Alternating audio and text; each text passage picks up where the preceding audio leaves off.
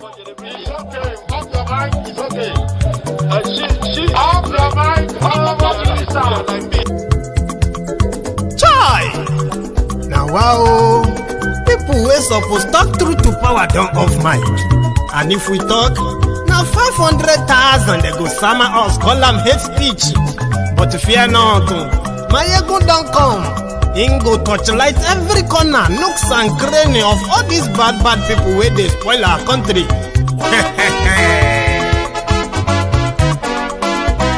So my people make we laugh, oh, yo. Maiyegun don't come, oh, yo. My people make we shout, oh, yo. Maiyegun don't come, oh, yo. Maiyegun don't come, man of the masses, oh, yo. Maiyegun don't come, oh, yo. Maiyegun Diary Politico, yo. Maiyegun don't come, oh, yo. This one not the off in mind, oh, yo. Maiyegun don't come, oh, yo. And in the touchlight every corner, oh, yo. Maiyegun don't come, oh, yo. Okay, some people be they holla say they want the power. Chai, them be promise us say we go get light and power. Nah. Them hustle sote they can't get the power. But now they know they do anything with the power. Sure. Every day, dollar just they get the higher power over naira. See them talk say make we off mind, but thank God say Maiyegun don't come. So my people make you laugh, oh, yo. Maiyegun don't come, oh, yo. My people make we shout, oh, yo. Maiyegun don't come, oh, yo. Maiyegun don't come, man of the masses, oh, yo. Maiyegun don't come, oh, yo. Maiyegun Diary Politico, oh, yo. Maiyegun don't come, oh, yo. This one not they off in mind, oh, yo. Maiyegun don't come, oh, yo. Person where they do evil, no one make person talk. Them say that Maiyegun, that man too they talk. He too they talk. Say Maiyegun Diary, he they hot like pepper. But every day then they take money in bulk. Woman picking, they the street they hawk. Still them talk say make we no talk. But thank God say Maiyegun don't come. So my people make you laugh, oh, yo. Maiyegun don't come, oh, yo. My people make you shout, oh, yo. Maiyegun don't come, oh, yo. Maiyegun don't come, man of the masses, oh, yo. Maiyegun don't come, oh, yo. Maiyegun Diary Politico, oh, yo. Maiyegun don't come, oh, yo. This man not the off in mind, oh, yo. Maiyegun don't come, oh, yo.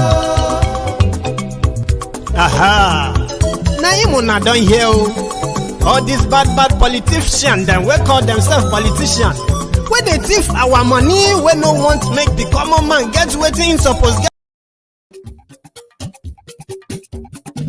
Maiyegun lawa mo, la mo do. Maiyegun Diary, Maiyegun power. Maiyegun lawa mo, la mo do. Hello there. For some reason, Facebook is not going to let me go live or combined. So if you are watching me on Facebook right now, you will need to go onto the YouTube and join the broadcast. It's an interesting one. Just search for MaiyegunsDiary Politico on YouTube and join us. For some reason, they won't let me come live directly as usual.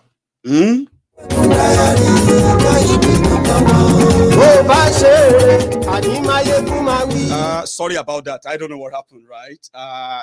Just when we were about to go live, Facebook just said, no, you can't. So we're going to stick to YouTube tonight. So good evening to you. Good morning to you.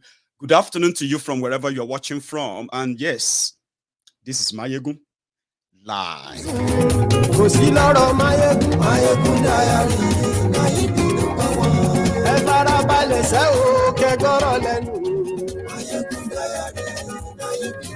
Ani Maiyegun lawa mo do.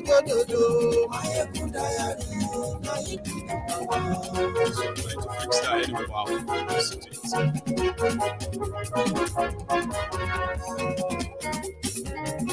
Ani esuraki Maiyegun ti de. Maiyegun ti de. Ojelu esuraki Maiyegun ti de. Ani esuraki Lórí Facebook. And yes, we like. Share the broadcast. Invite your friends. Invite your not so friendly friends and tell them that Maiyegun today, yes.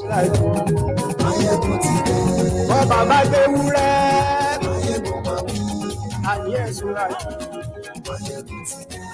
Ijó ìgbádìyẹ. And yes, we like. Presido bá rúfin o. And yes, we like. Gómìnà gbówó jẹ. And yes, we like. Ọlọ́pàá tí ń darí pa. And yes, we like. Aṣòfin tí ń rúfin o. And yes, we like. Thank you very much for joining me. Yes, good evening to you, good morning to you, good afternoon to you from wherever you are watching from. This is Maiyegun live. And if you have taken your time to read the caption or the description of this broadcast, you probably would know where and when you would be joining and then contributing as well. There is a bombshell. It's not so new, but the difference here is that it is the first time we have a comprehensive details of for all you have been inquisitive about all the time or for a long time. We are talking about Tinubu. Well, before we get to that, the reaction to the Muslim ticket, which has now been considered as a form of a desperation on the part of Kolu himself on his desperation to become the president of Nigeria, whatever it's going to cost.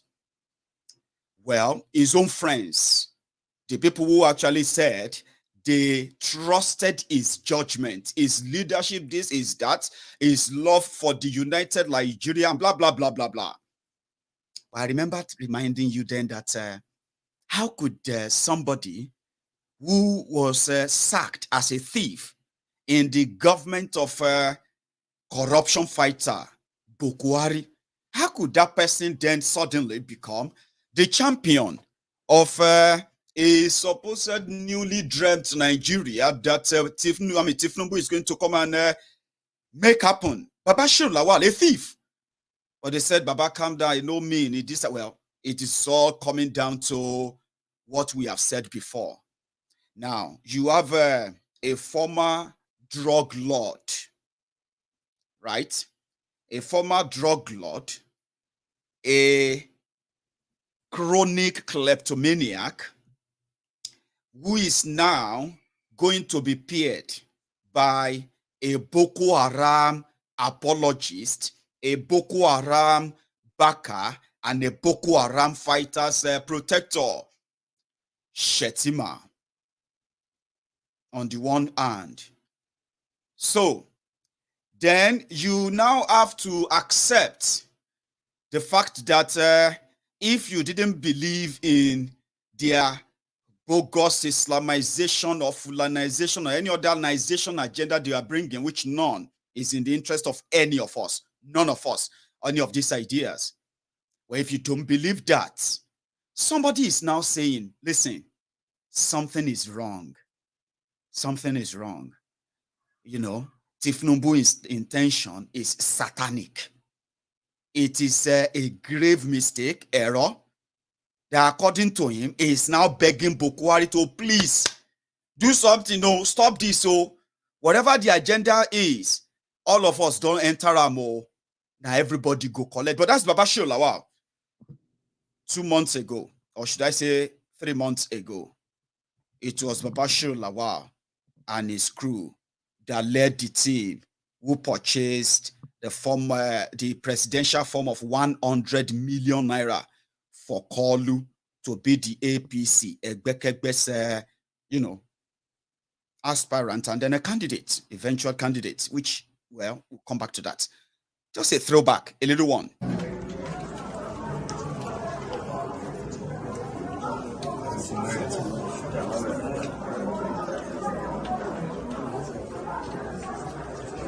phone number N006.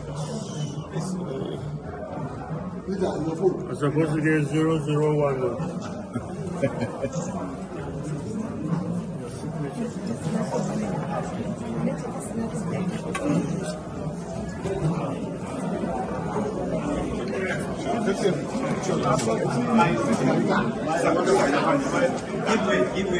Give up space. All the members of the National Workers' Committee of the Legislative Congress are testifying evidence of claiming made by our leader, Senator Bola Ahmed Tinubu, who has placed 100 million naira to purchase the nomination form and the expression of interest to contest for the presidency on the platform of our led parties, all the organized charities, and hereby submit the funds to you, sir.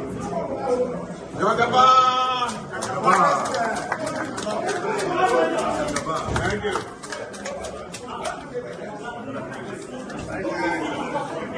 Thank you, sir. Thank you. By May 29 next year, we'll be having this. Yeah, that was the beginning. The journey to what probably they didn't know the destination. Or now that they found out about the destination, they can no longer hide it. That's Babachir Lawal. Now let's see where he was talking about the, the potential, the capacity and ability of Tinubu to unite the country and be sensitive too. Sorry if the audio is a bit off, but you can still manage that. Which phone?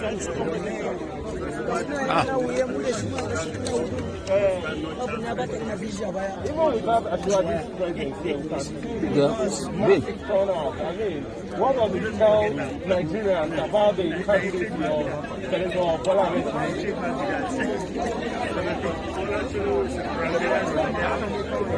Every Nigerian knows that he is the man, and I can assure you that the presidency of Nigeria from 29th May 2023 is Bola Ahmed. There are more than 70 presidential aspirants on the platform of APC and what is the chances of a former If we are not sure we have chance to win this election, we will always have 100 million. Everybody is going to buy for 100 million. She had the money. But as far as we are concerned, we are only going to look at that phone.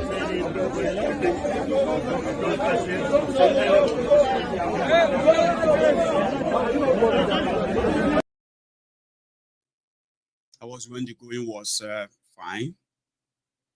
Then something happened. Jagaban decided to go and choose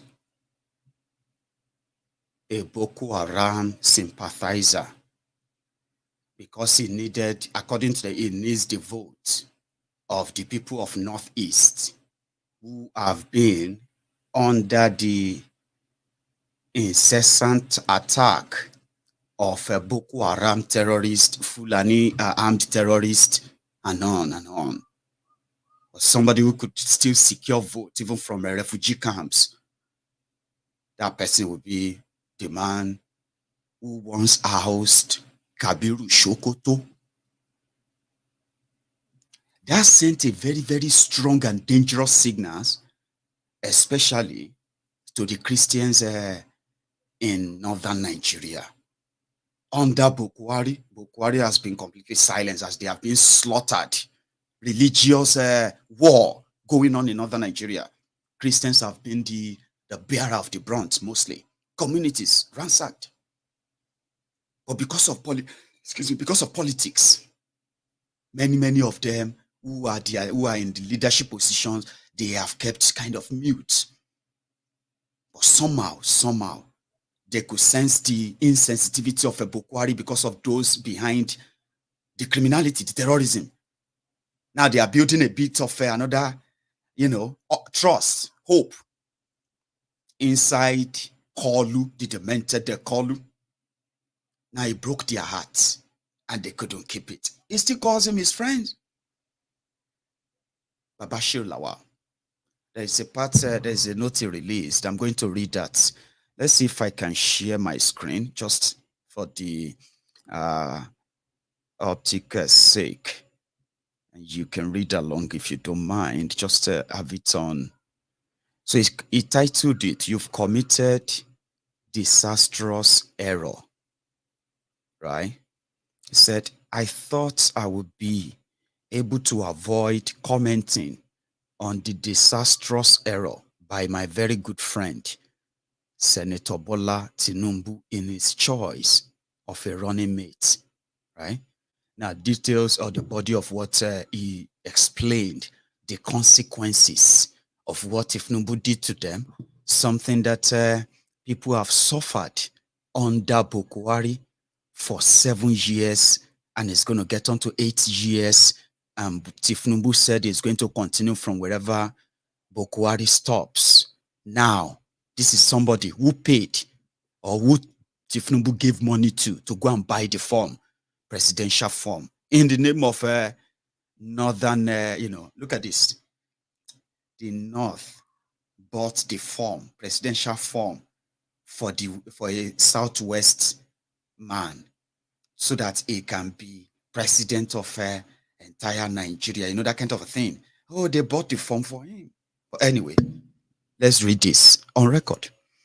I will be the last person to stand in the way of my very good friend Tinubu's path to the presidency.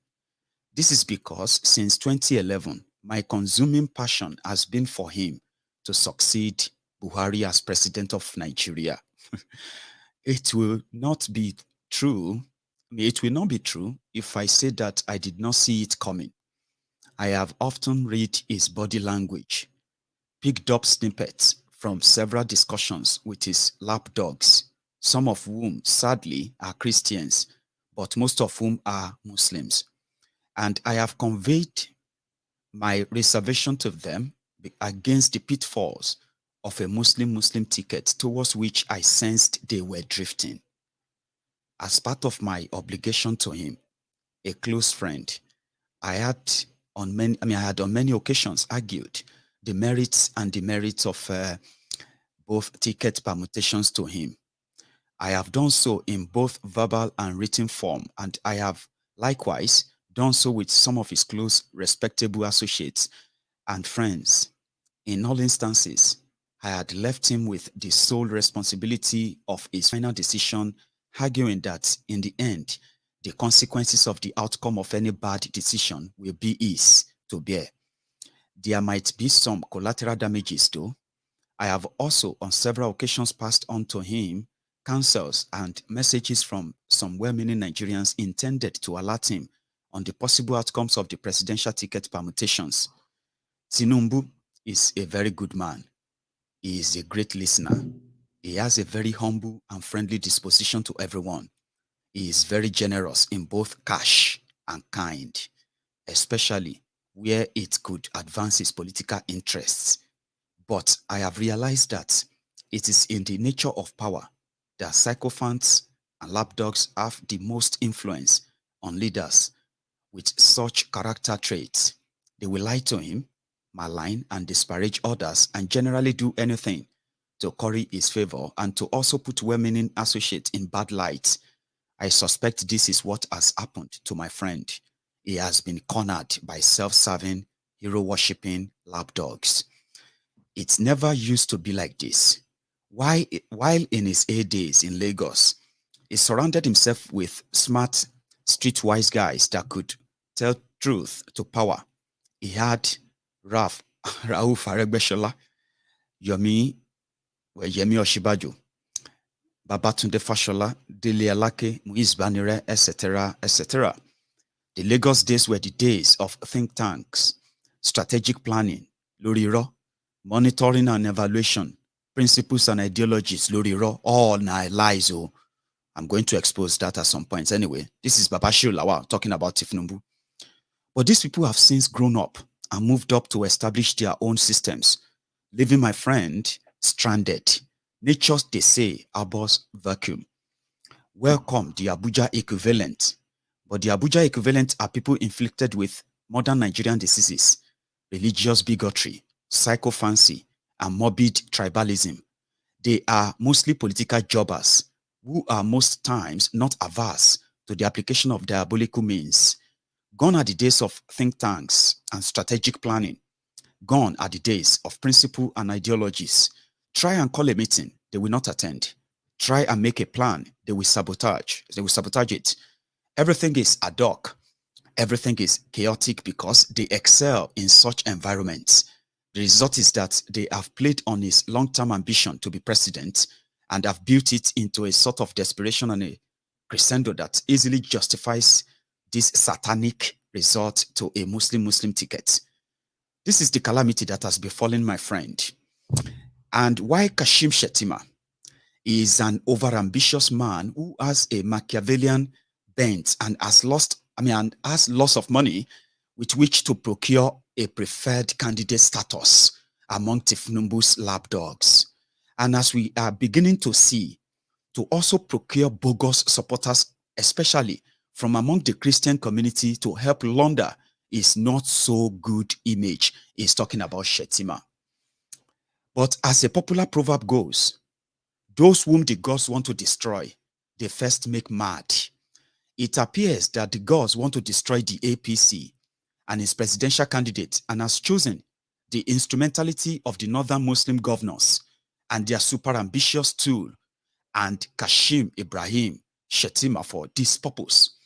Alhaji Kashim Shettima is a Greek gift from the northern governors to Tinubu. I advise Bola to make sure Kashim's two hands are always in his plain sight and empty. True, based on the advice of his new friends, Bola Ahmed Tinubu has made his choice, and I am sure he thinks he is ready for the outcome of that choice. He has chosen to bring religion to the front burner of Nigerian politics. And being a Muslim, he has chosen to take sides with his own religion. For all cares, Christians can go to blazes with their votes. But he must also be told that there will be consequences for this choice.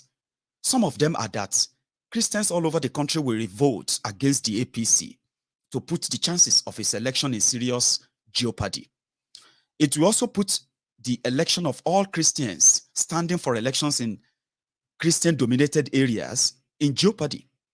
This could result in APC being a minority party in both the National and State House of Assembly. Now tell me, which Christian will vote for APC with the following contraption? Muslim presidential candidate Lagos, Muslim vice presidential candidate Borno, Muslim national chairman Nasarawa, Muslim deputy national chairman Borno, Muslim president Katsina, Muslim senate president Yobe, Muslim speaker Lagos, Muslim deputy speaker Plateau, etc., etc. APC the great, una de try. That's Babachir Lawal.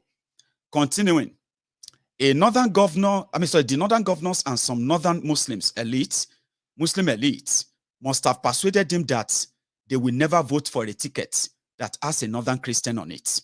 And he has agreed with them. But if he thinks a Muslim ticket will win him the northern Muslim votes, he should have a rethink. They will massively vote for one of their sons because it is in their nature to do so. Buhari, their first son, will not be on the ballot in 2023. Atiku, their second son, will be. That's Babachir Lawal talking. Proof of a possible Islamic agenda was leaked. Listen to this. This is Babachir Lawal, former secretary to the government of Nigeria. Babachir Lawal, the grass cutter. This part. Proof of a possible Islamic agenda was leaked when Governor Ganduje, the Kamul Islam, gave advance notice that Tinubu had assured them he would be nominating a Muslim as his running mate. For those who might not know, Governor Ganduje has a foundation called Ganduje Foundation, which purpose, according to his website, is to provide selfless service to humanity and Islam, but whose primary purpose, it appears, is the conversion of Christians to Islam. This is a message from the former secretary to the government of Nigeria under Buhari, Babachir Lawal, the same man that paid for Tinubu's 100 million naira APC form. I'm going to repeat that line again. Very, very important. It's going to be a long night, by the way, a long reading night. Proof of a possible Islamic agenda was leaked when Governor Ganduje, the Kadmul Islam, gave advance notice that Tinubu had assured them he would be nominating a Muslim as his running mate. For those who might not know, Governor Ganduje has a foundation called Ganduje Foundation, which purpose, according to its website, is to provide selfless service to humanity and Islam, but whose primary purpose, it appears, is the conversion of Christians to Islam. Now, let's go on. So, if my very good friend Tinubu is in a desperate bid to become president, allows himself to make into a religious bigot or even a mujahideen, he is welcome. But it is a risk that will not play out positively for his presidential bid. But were he to win and become president of Nigeria, it will be as a sectional president, an Islamic president, and he will surely face massive discontent and opposition even before taking off. Expecting Nigerians to ignore this crass insensitivity to the country's diversity amounts to acceding to the perpetration of very grave injustice and discrimination against a huge segment of the society. No one who seeks to be president of Nigeria should ever deploy the tool of religious extremism and exclusivism. Hang on, exclusivism, yes, as a tool to win elections. This is very, very dangerous. And this is very, very sad. But barring any last-minute change of mind, Bola has made his choice. He should be bluntly told that in this choice, Nigerian Christians clearly see a pending Islamic Republic of Nigeria. A Yoruba man. They won't use Yoruba man to fulfill the agenda of Islamizing Nigeria. Abi, I mean, they said they are coming to build the economy. Shettima is coming to Tinyitita.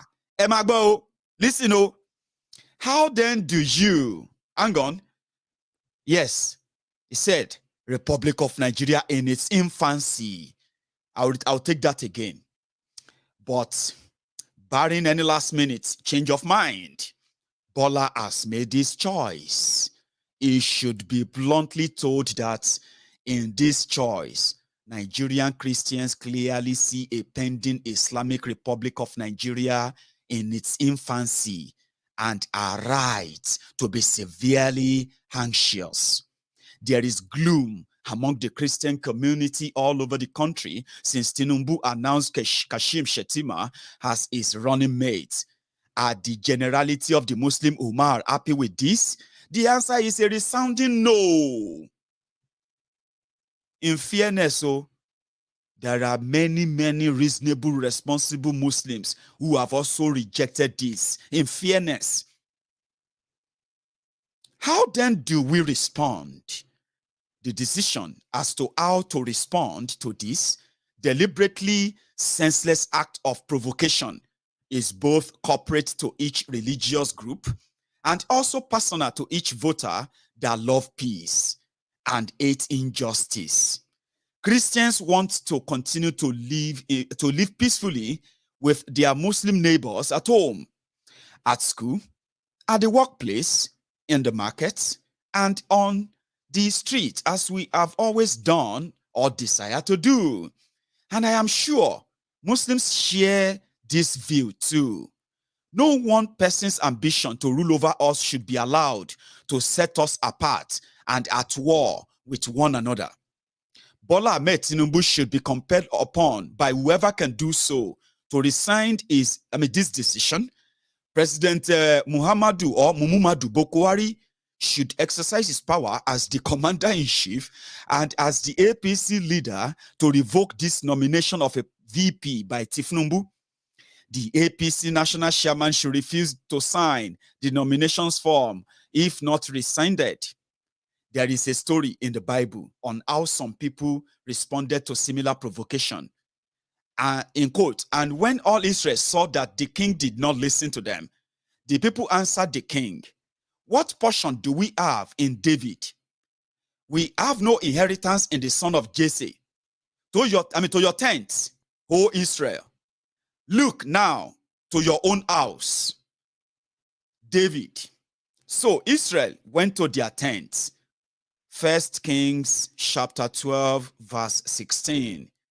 I will love for Bola to be our next president. God forbid. But I am afraid a Muslim ticket will be dead on arrival. And the arrival date, according to INEC's election timetable, is 25th of January 2023. This ticket will drag down the whole APC members to the pit. We all should reject it. This is Babachir Lawal. But that's not the point. The Tinubu and gang, they have made up their mind. Good for them. For those who are preparing, thinking there's going to be an election, you are deceiving yourselves. These guys are not interested in elections. Let me tell you, as we speak right now, they are already bragging that they already have 22 states or 22 governors. For having 22 governors, they are just waiting for the coronation of Tinubu. And who are those who make up the 22 governors? Most of them are from this Sharia governors from northern Nigeria. Unfortunately, they sold the idea of a Muslim to him with a pledge that except he did that, they are never going to make him their president. But a lot happened in that speech. So Tinubu himself knows that he know they look well, but if they play, if they show, it was in Oshun earlier. I think it was yesterday, I believe, and he had a worry.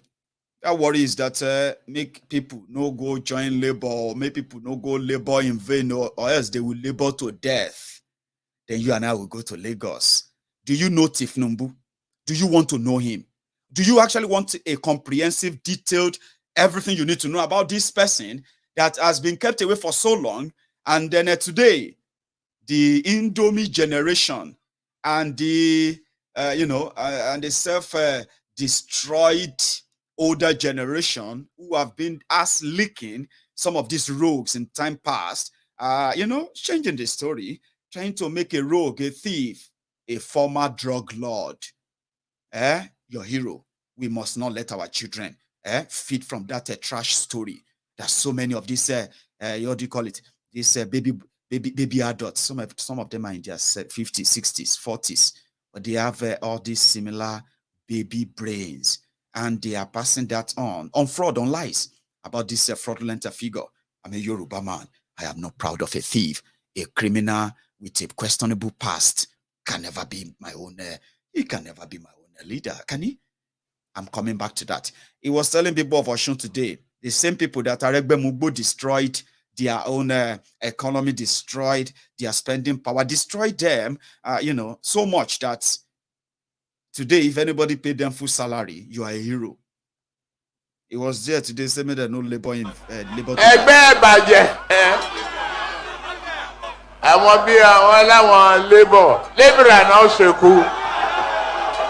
Ọlọ́run ní jẹ́ káyé ní onílébìrà o. Àmín o. Ọlọ́run ní sọ yín di lébìrà o. Àmín o. Ire rẹ̀ máa bá délé o. Àmín o. Ire owó. Àṣẹ. Ilé ọmọ. Àṣẹ. Ire àlùbáríkà. Àṣẹ. Ẹ̀yin ló kàn. Bẹ́ẹ̀ni. Ẹ̀yin ló kàn. Àwa ni. Ẹ̀yin ló kàn. Ẹ̀yin nìyà yìí kàn. Well, by choice. I'm going to go into another long reading, which is getting to know who is Bola Tinubu. Let me tell you something, okay? What we do, whatever we do, or everything I do here, I'm doing it for posterity's sake. I am not the type that is going to come back and look back and say, Oh, I regretted that. You know what I mean? Just like many of you who continue to rebuild or can do your own in these people. Okay? Our people deserve to know the truth. Not just that, they must never be blackmailed into any form of Tinubu's selfish ambition, which they have been struggling to attach to Yoruba by all means. Don't let the family of thieves, don't let criminals who have a chance to still be protected till now, don't let them be the hero to your children. You see, some of these people who defend them. Some, you feel sorry for them. Others, they do it because of what they are going to really get from it or what they are looking to get. It's not really about the people, so to say. But let's take a walk. David Udein, a Yoruba son, a Yoruba Omoluwabi Atata, has done a great job. And, and I mean, it's an historical masterpiece. A great detailed research job on his platform, and it is called West African Weekly. Hang on, I'm going to bring that up. Yeah. This is a long read, and it's about the background picture of how Tinubu and the rest of them, including Atiku, including some of you, well, how they looted your future, but before they came to loot your future, where they started from, and to this day, even though some of you who are watching me from Lagos, listen to this one. You are going to be angry, you are going to be mad, you are going to be defending them, you are going to be seeing people who are their enemies or not their enemies, whatever you think. From that, your face me, I slap you over a room, no electricity, no security, no water, no, from there, you are going to be defending people who have mortgaged your entire future, including the children you are likely going to have as well, if you don't wake up. Their children are buying houses in America, buying things everywhere. These are children who have no real job. But you, Kabiru from Mushi, Kabiru, you are going to be angry that somebody is trying to destroy your Tinubu when they have already destroyed your life. I pray you wake up, or I pray you don't, whichever one. Now you go choose. I'm going to share my screen again. Go on to West Africa Weekly, right? I'm going to share the link for those who might want to take their time to read this. But for the diary, we want to have it verbally, and at the same time, have our own review on it as well. It is sad. I not to delay you. David Udein did this. David, you did this. Wherever you are, may God just continue to help me bless you. Your material are so educational, not just for the generation who have been lied to, including the generation that has been lying to others, all because they want to, make a criminal the hero that doesn't really give a damn about those who wants to worship or who are worshiping him. So it's up to us. Choose your poison. I have decided never to play into the hands of those who are waiting, what? To feast on me, feast on my life, feast on my future, feast on everything that makes me human. And then they flaunt it as they would want to, unchallenged. David. Now, like I said, I have shared the link in the comments for those who might want to take their time later to read this. And let me tell you something. Do you know one thing you can do as well if you really want to give support? When you take your time and you read all of that, doesn't mean it's just to help open your mind to what you are getting into if you're one of those jumping up and down for them today, okay? And for the children who have been lied to, for them to also know that those they call your heroes are a bunch of criminals. That is why you are born into a place that nothing works. It is deliberate. But there's a genesis.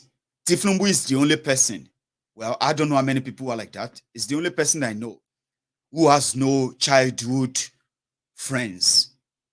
You get what I mean? Like, when the first 20 years of his life is completely wiped out, erased. And there is a reason for that. Now, let's take a read. For those who are like, Maiyegun, I beg, fire me with the read them. Or for those who have already read this already, you just want to hear me like read it out and add my own jara. This is the title, Bola Ahmed, from drug lord to presidential candidates. In the 1990s were a crazy time.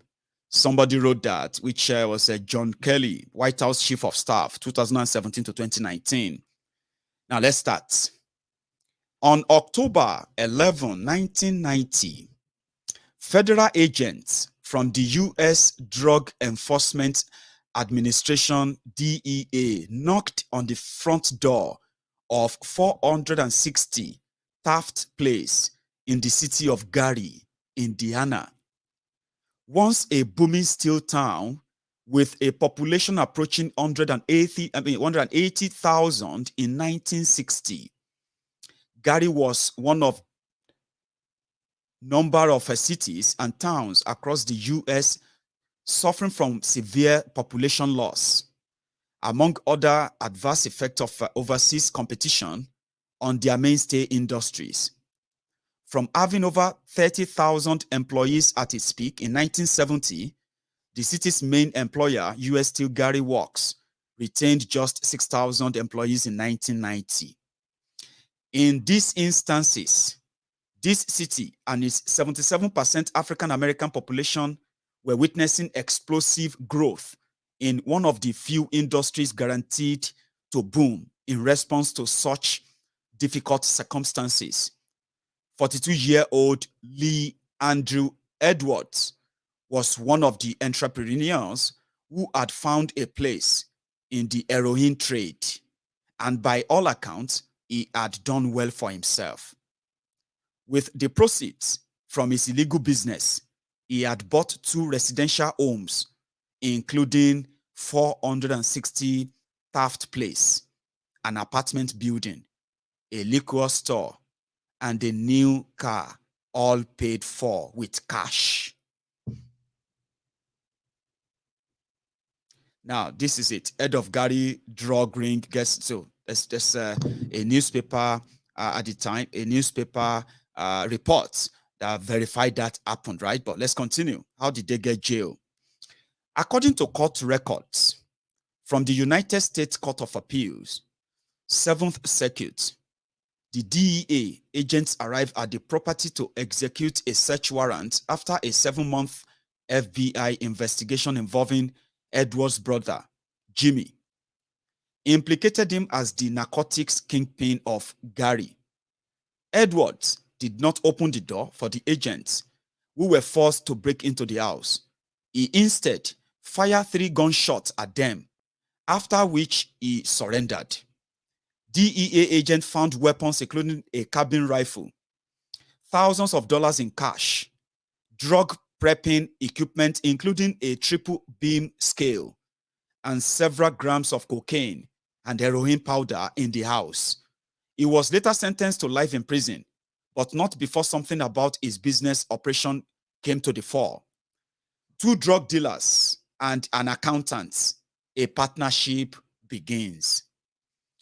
Federal investigators had determined that Edwards' heroin supply came from a Nigerian drug dealer in Chicago called Abiodun Agbele. Abiodun had earlier agreed to work for the feds in exchange for lighter sentencing, and as part of the plea deal, he revealed everything he knew about the heroin trade in Chicago. Located at the junction of 4 states, with combined population exceeding 27 million at the time, Chicago was a key trafficking hub in the American heroin trade.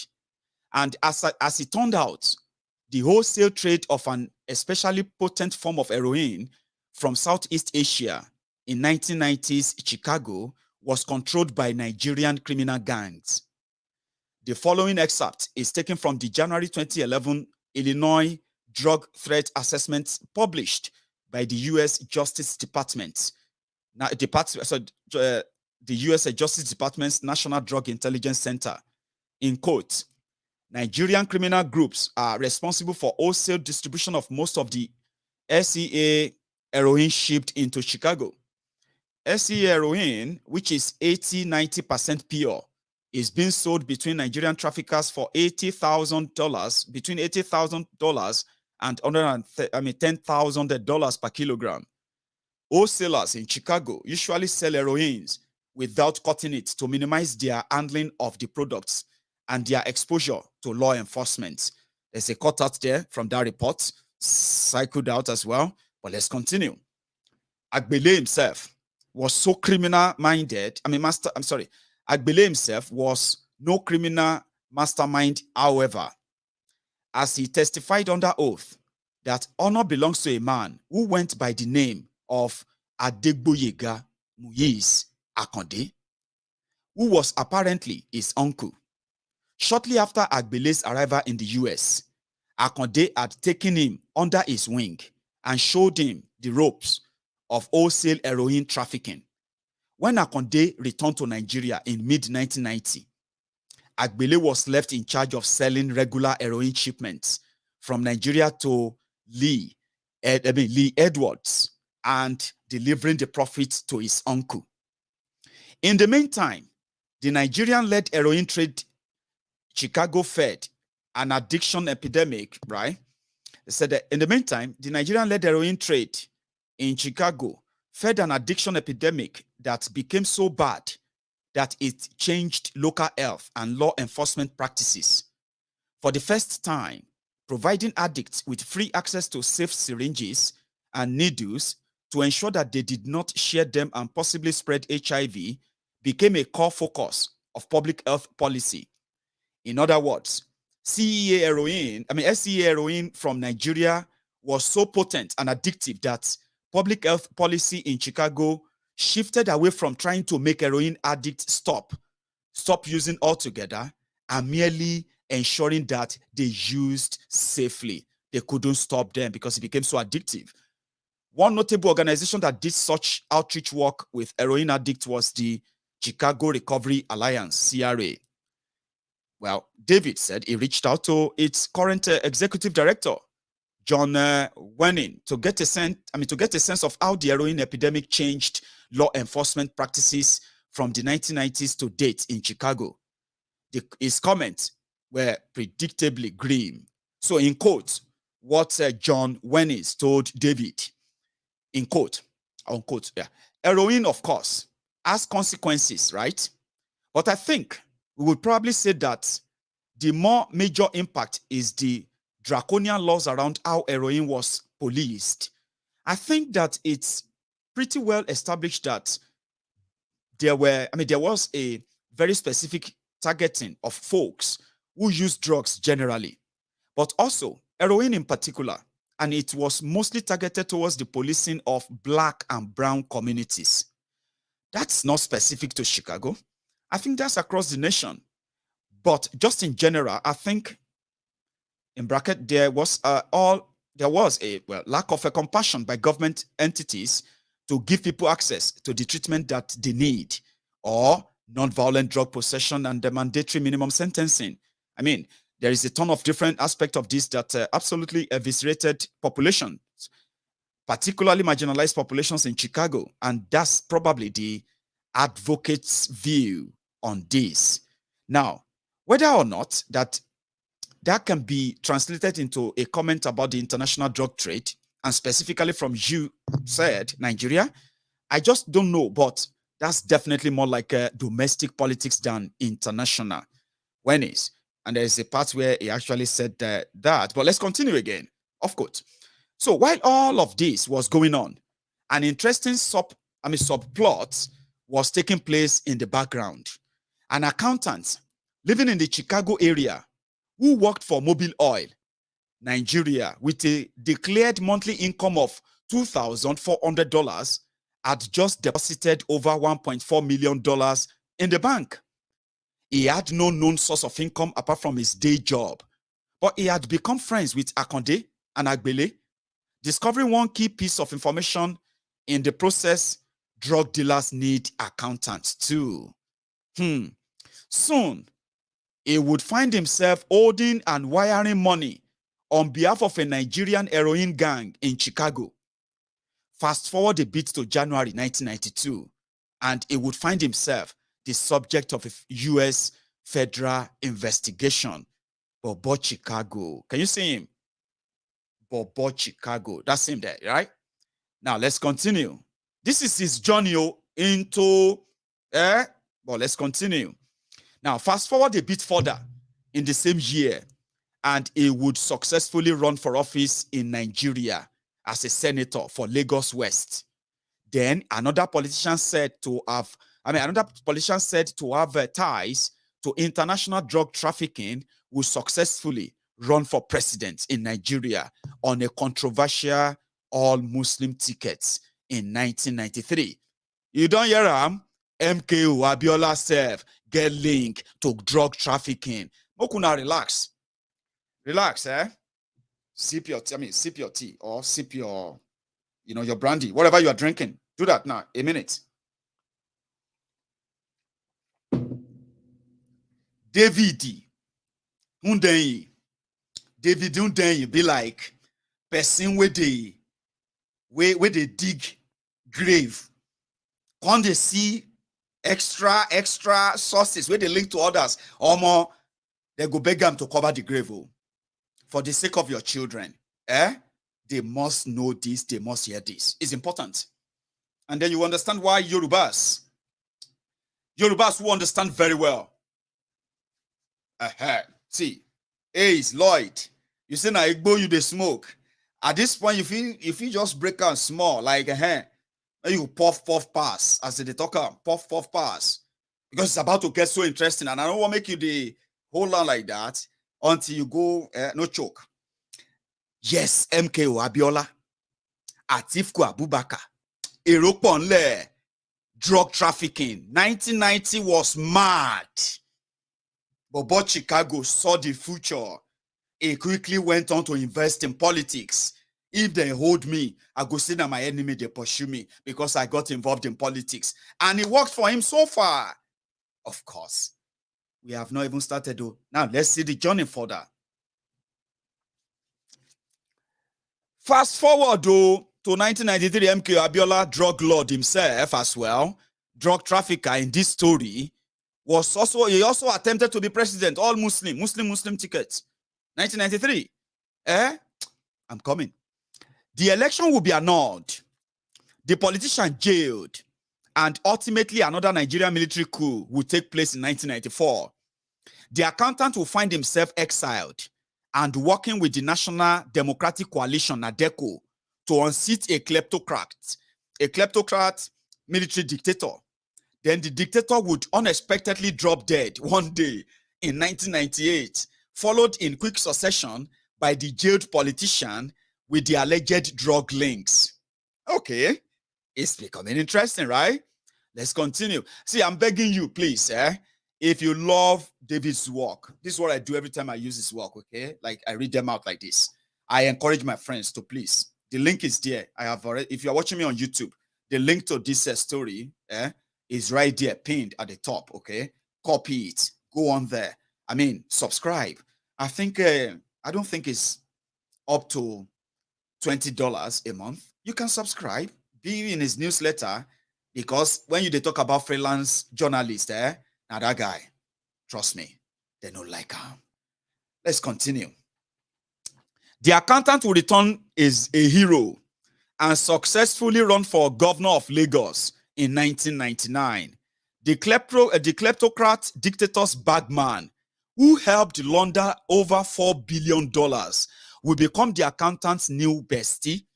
As an East-wide Chicago drug gang's leader, will start his new lifetime mission of capturing Africa's largest subnational economy and turning it into his personal Aza. Lagos State became Tinubu's personal Aza. Send me your Aza. If you see this Gen Z, this new generation, I mean, this Indomie generation, if you ask them what is Aza, Aza, that is a Lagos State account, become his personal Aza. A major political opponent of the accountant will end up strangled to death in his bedroom 10 months to an election which his chosen candidate would go on to win. Said opponent's son will subsequently be offered a cushy job working for that candidate. He would accept the offer. If you are already struggling to follow this unlikely sequence of events, don't worry, it gets worse. David. The 1990s were a crazy time. Now let's go back to the full thing. I want to ask you, my friends, if this is your first time of watching Maiyegun, you can take a moment and just like the video, okay? Like the broadcast to show that you are here, right? Then share the broadcast as well, okay? Yeah, let's see. We are currently over 2,000 on YouTube because they didn't allow us to go live on Facebook, which is all right.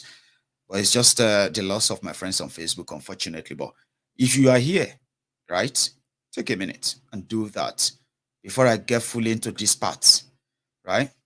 And I'm going to be back just in a minute. Make I go make a fresh tea. While I do that, you too, take a moment and like the broadcast. Share it. And when I get back, we'll continue.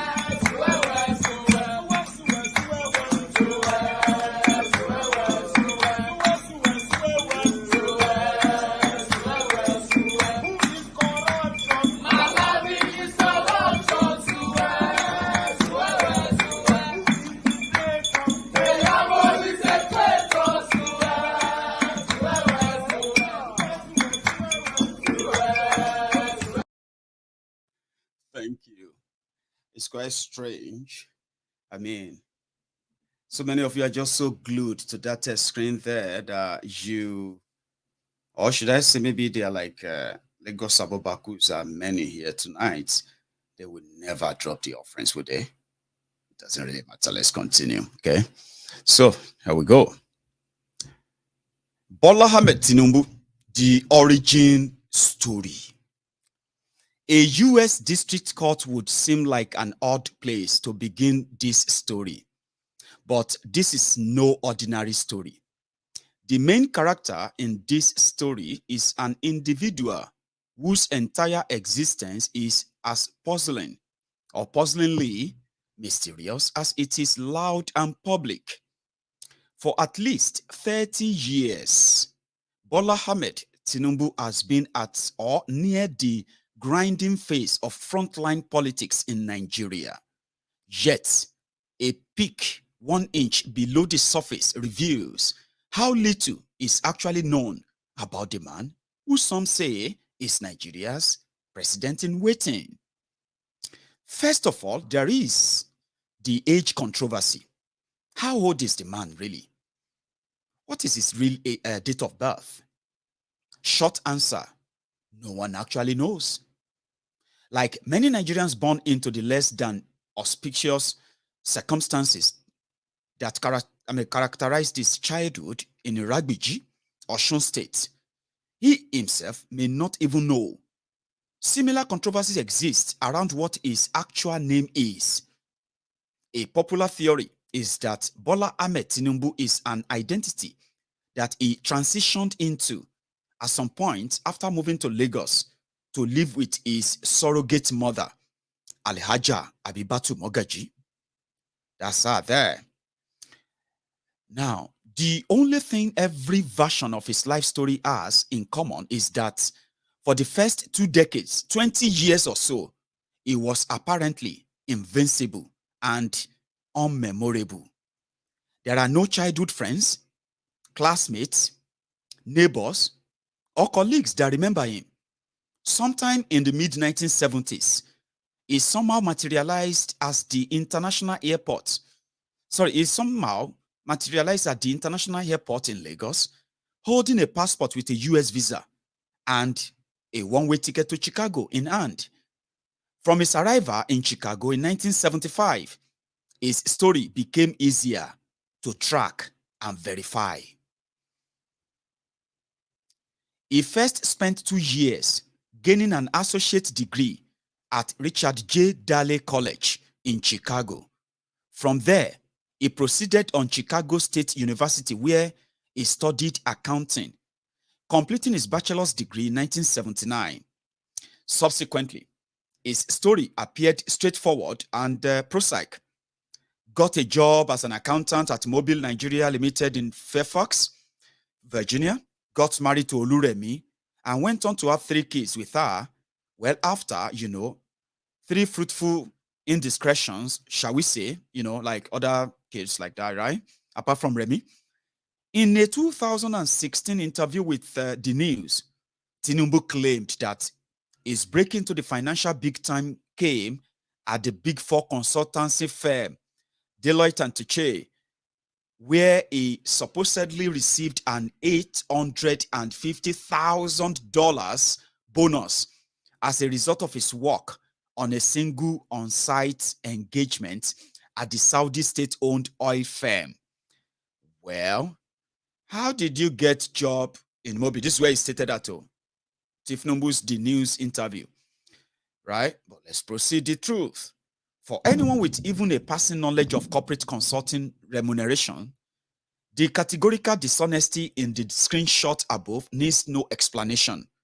For everyone else, here is a current breakdown of the maximum amount a partner, the highest attainable position, can realistically expect to earn at Deloitte US.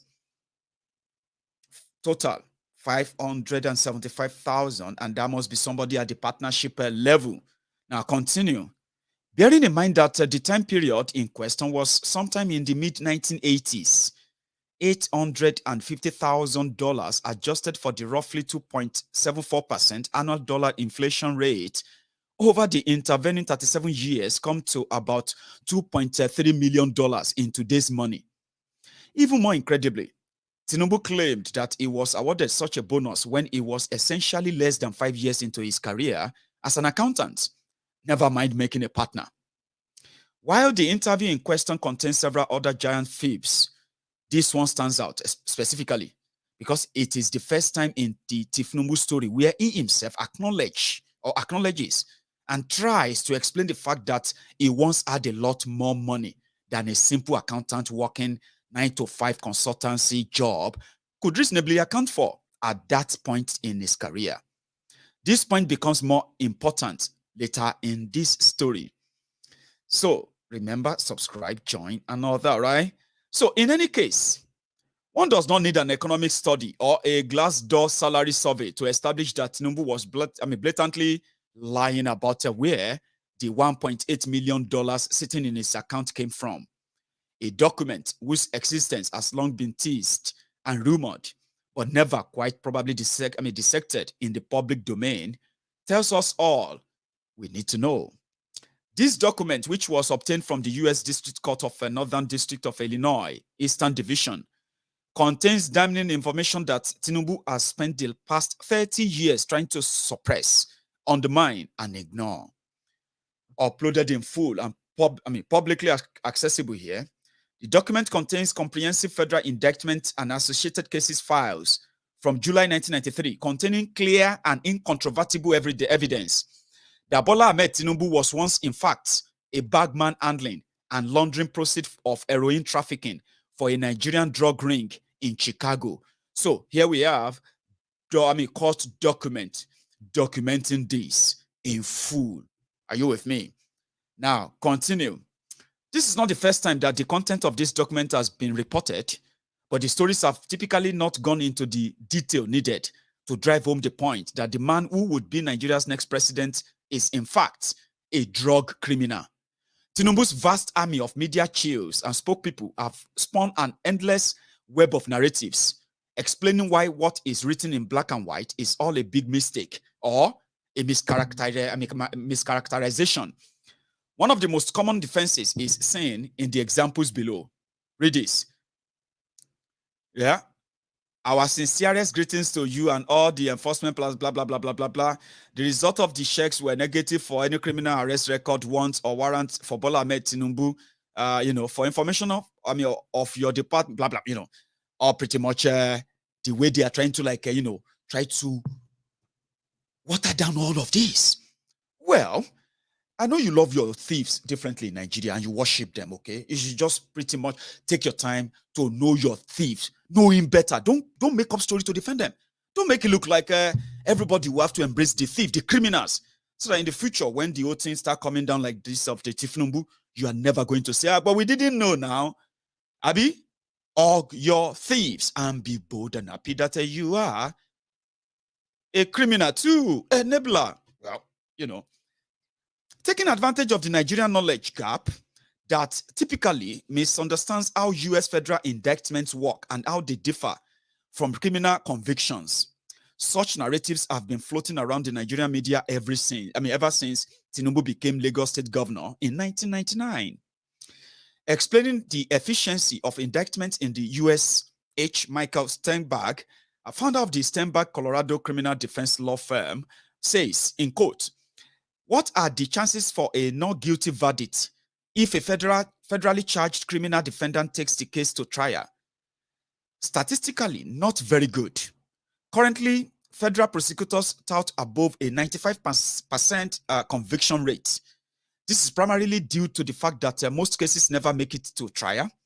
Most defendants end up taking a plea bargain rather than risk a potentially much greater prison sentence, which could be dealt them if they actually went to trial and lost."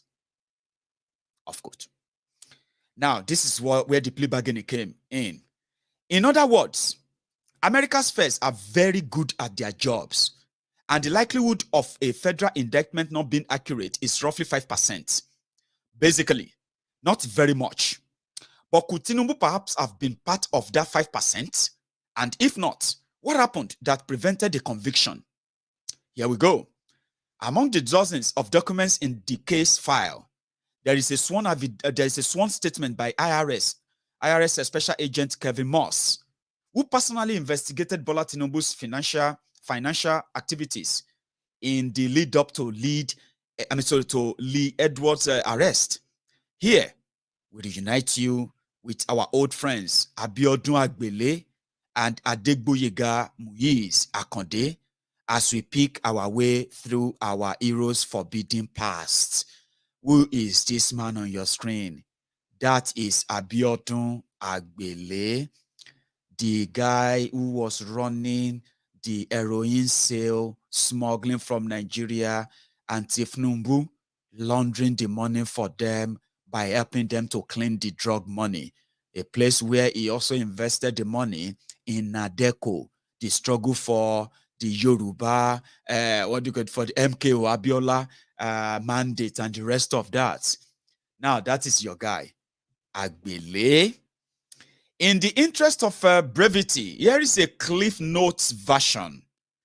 The U.S. Attorney for the Northern District of Illinois, Michael Shepard, files the complaint for forfeiture of funds in bank accounts held by Tinubu as they owed the proceeds of a heroin distribution organization headed by Adegboyega Muyiz Akande.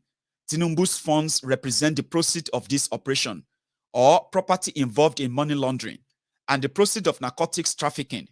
Shepard requests that the court adjudge and decree that the funds should be forfeited to the United States. And this is the document making the request.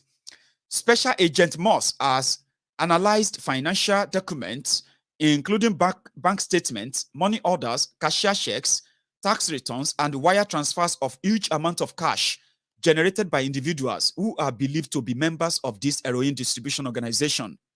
And he reaches a professional conclusion that the accounts controlled by Tinubu were involved in financial transactions representing proceeds of drug trafficking.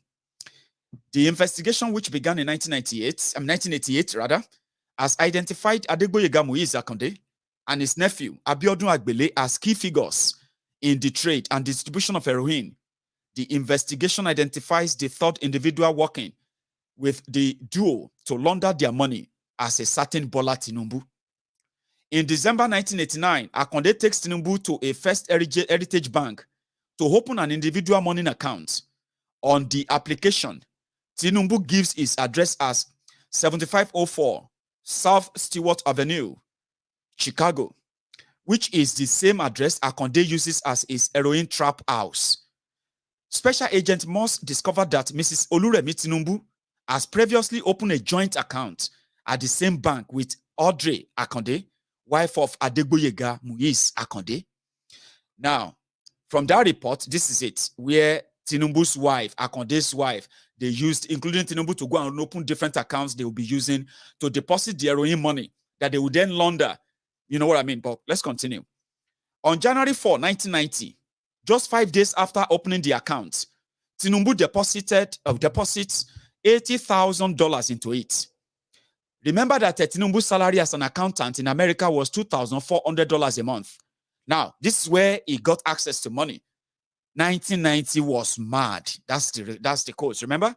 1990s was mad. All your favorites, your heroes, they are drug barons, drug dealers. Do you know? They are not heroes. I know you love your thieves again. You are worshiping your thieves. Enjoy them. But please, don't let your children be like you, for God's sake. Please. Please. On January 4, 1990, just 5 days after opening the account, Tinubu deposited $80,000 into it. On a subsequent credit application dated January 6, 1990, Tinubu states that he is an employee of Mobil Oil Nigeria Limited with a total monthly salary of $2,400 and no other sources of income. He gives his address as 7504 South Stewart and lists Akande as his cousin. Despite earning $2,400 a month with no other known source of income, bank records from First Heritage Bank shows that over the course of 1990 alone, Bola Tinubu deposited $661,000 into his individual individual money market account, followed by a further $1.216,500, that's $1.2 million in 1991. If you are paying attention, that is roughly equal to the 1.8 million he will later claim he made from Deloitte bonuses and salary deposits, right? Look at that there. I got paid all that money from Deloitte, yeah? When Special Agent Moss interviews Mobil Oil reps about Tinubu's employment, they confirmed that Tinubu works at Mobil Oil Nigeria as a treasurer in a capacity that does not involve transfer or custody of large amounts of money. Moss also discovered that Tinubu has failed to file U.S. income tax returns since 1984. This is the one that Tinubu and Ganga are using, that the money they found in his account was because Tinubu didn't pay tax. He was a businessman or more. You see how they mix them? May God not let them mix and that, mix match your brain. And please don't mix match the brain of your children. It leads to poverty. Look around you. Look at poverty around every one of them, those around him. Can you see that? That's exactly what it does. When they mix match your brain together with all debt and rubbish like this. Criminals, career criminals.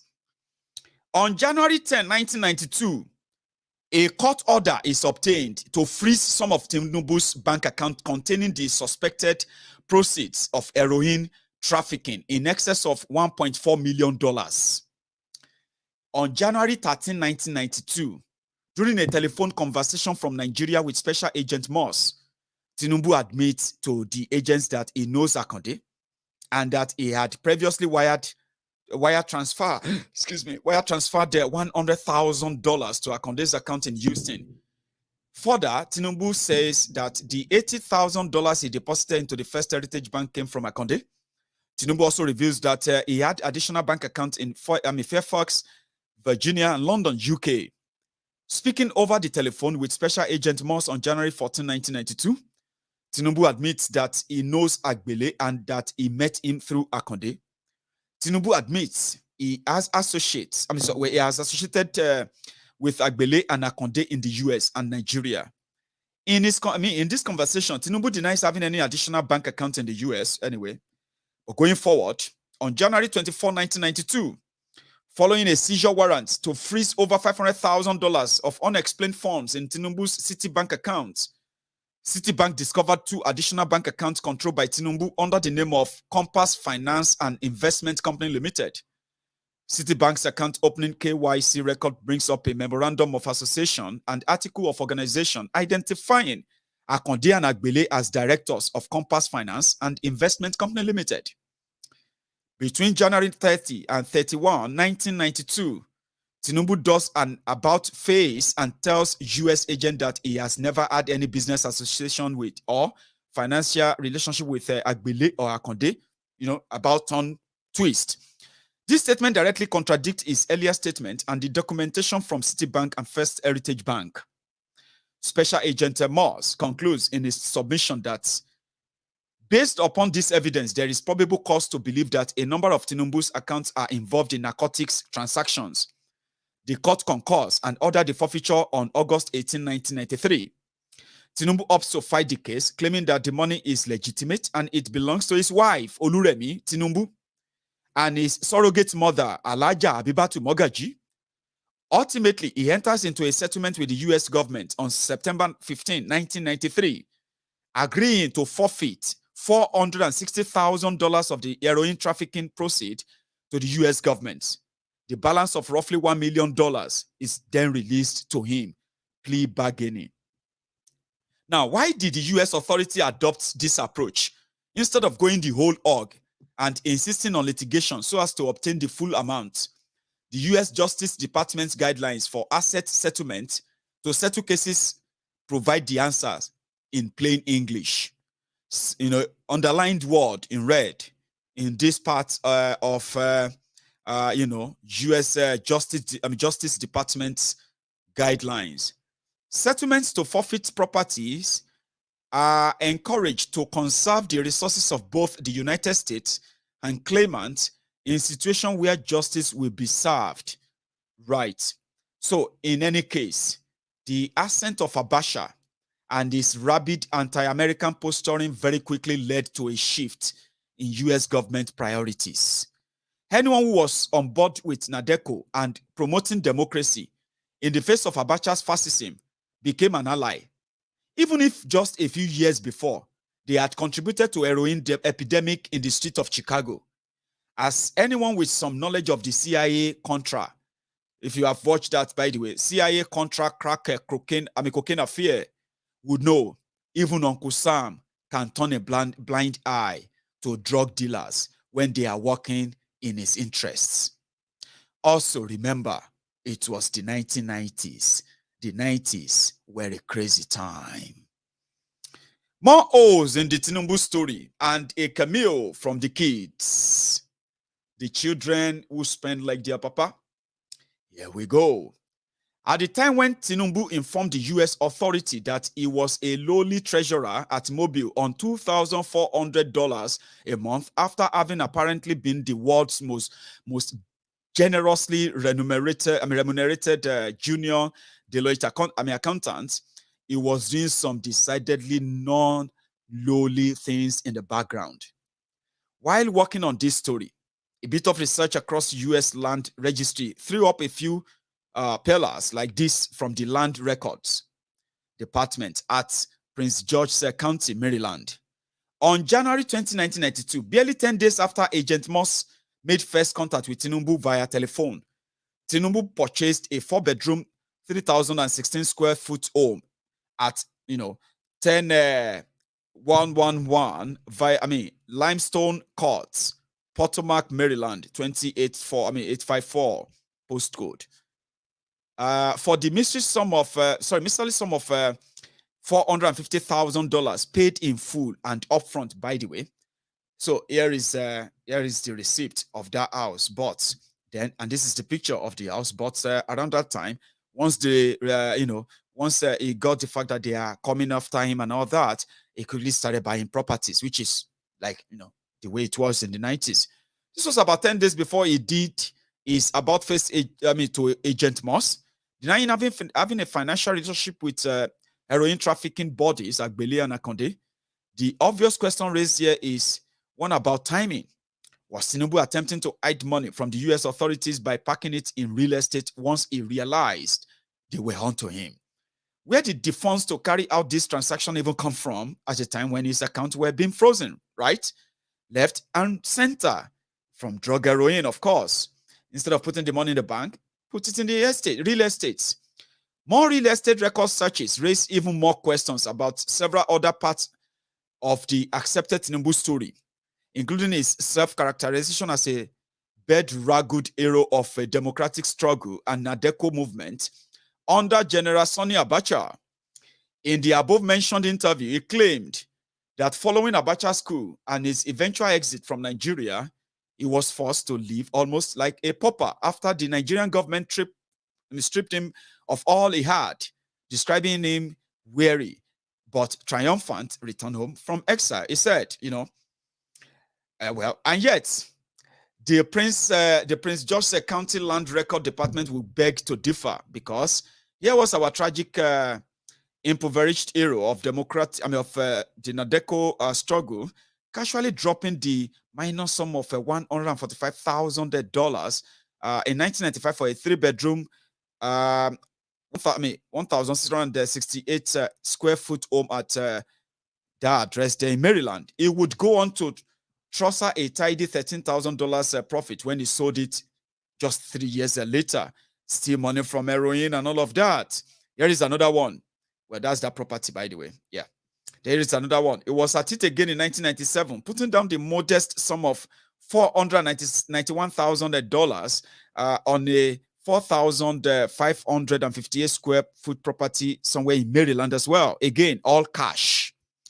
He will go on to sell this property in September 2018 for $700,000, as you can see. Now, here we go. What is more, this weird transaction did not end in 1999 or stop with our hero and his wife. Even their 2 youngest children, Abibatu Oyindamola Tinubu and Zainab Abisola Tinubu, got in on the act of, got in the act fairly recently, said. So, your money. Sunday Oponu from Oworo. You are right there now in Oworo, trying to fight for people who don't give a damn about you. I hope your children will not be like you. I actually really do hope. But let's continue. Age 32 and 30 respectively. 2 of the 3 youngest members of Bola Tinubu's family have managed to escape scrutiny, mostly because freedom of information in Nigeria is still more aspiration than facts. Not so in America, where a plethora of services can pull up all kinds of records, including birthdays, criminal convictions, and real estate transactions, especially real estate transactions, such as the ones where a 25-year-old with no known employment or source of income was able to pay 2.1 million in 2014 for a deluxe condo at somewhere, at 55 Berry Street, Brooklyn, in New York. So I bet some of you know Zainab in New York. She's a millionaire simply because her father, Tinubu, also have no known job other than being the godfather and turning Lagos, Lagos public money to his own azar. So, that's the apartment. You can see the inside and everything. All of these things are out there. They are not secret. But in Nigeria, why are you? Lodo, you have no idea. Want to mortgage life on everybody in Bayman. Same thing with, same thing with Abiba. Abibat. Mokuna enjoy na Lagos money. The people who are supposed to, the people your parents took this from, their children are currently, they are swimming to school now, for those who can swim. Some of them are swimming to work. Some of them are like the agberos that your father, your parents have sold their future, so to say. So enjoy them while it lasts. Bola Tinubu's good fortune, it seems fair to say, could well be genetically transmitted. What are the odds that the only junior accountant in the world to earn an $850,000 bonus on a single engagement will turn out to have children who buy luxury real estate in New York for millions of dollars while being unemployed with no clear source of income? Not great. Well, here we are. Bola Tinubu, a man of destiny. In the course of researching this story, a name that kept coming up repeatedly as a comparison to Nigeria's Teflon Asiwaju was a certain Moshood Kashima Wolawale Abiola. When the Daily Beast took its stab at this story some years back, a tantalizing hint was mentioned in passing about an unimaginable parallel between 1993 and 2023. So, drug charges do indeed appear to be the sine qua non for Nigerian High Office. The year 1993, when Tinubu's assets were seized, was a turbulent period for Nigeria following the cancellation of a national election and the establishment of a military dictatorship. Moshood Abiola, the rightful owner of that election, was accused of narcotic trafficking, according to Campbell. So, two is Prince Buruji Kashamu from the People's Democratic Party, who has faced extradition back to the United States since 1998.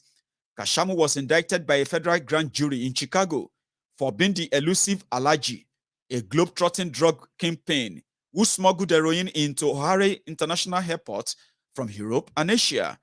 Piper Kaman, the memorist who inspired the Netflix series Orange is the New Black, famously worked for Alaji. Kashamu denies the charges and insists that he was purportedly a counterterrorism informant to the US government before and after 9/11. And that the real trafficker was his now deceased brother. Well, it's a cutout from the story that reminded us that Chief MKO Abiola himself was also fingered in narcotic trafficking too. How? I reached out to everyone I could think of with some knowledge of the affair. Some declined to speak, citing unspoken concerns. Only Prof. Gary K. Bosk is, only Prof. Gary K. Bosk, a notable African political risk analyst and one-time professor of African studies at the University of Hawaii, agreed to say his piece. His lengthy comment went as follows, in quotes. The Nigerian military on the council were adamant that the Babangida government should never allow Abiola to run for office, and told President Babangida so during the aborted runoff primaries before the election. The basis for their concern about Abiola was the information and documentation being circulated in Washington, London, and Lagos of Abiola's alleged ties to the drug business. The US in particular had expressed a strong opposition to IBB about the candidacy of Abiola as president, not because of his politics or allegation of corruption, but rather for the evidence that they felt was correct about Abiola's alleged drugs connections. This issue was raised in the military council on 3 occasions, and Babangida was warned. he refused to take a decision until it was almost too late. U.S. Ambassador Lannon Walker and the British consul visited IBB and warned him about Abiola, but Babangida differed, which made the impact worse as the polling had begun. When he finally decided to intervene and stop the election, he precipitated the crisis of June 12. His friends in the military supported him, but were felt let down by IBB's lack of decisiveness. While there was consternation in Nigeria about the ouster of Abiola, the major international partners of Nigeria were not upset or concerned because they know what the reasons were for the development. Of course, was the 1993 election annulled because MKO Abiola's alleged drug ties? Bola Tinubu, for one, will certainly hope not. Not only does he have very real and proven drug ties, in addition to explicitly positioning himself as the assumed successor to MKO, as the political leader of Nigeria's Yoruba ethnic group. But he has also picked a Muslim running mate ahead of next year's election. The only other electoral frontrunner in Nigeria's history to do that was, no prize for guessing, MKO Abiola. Listen to this.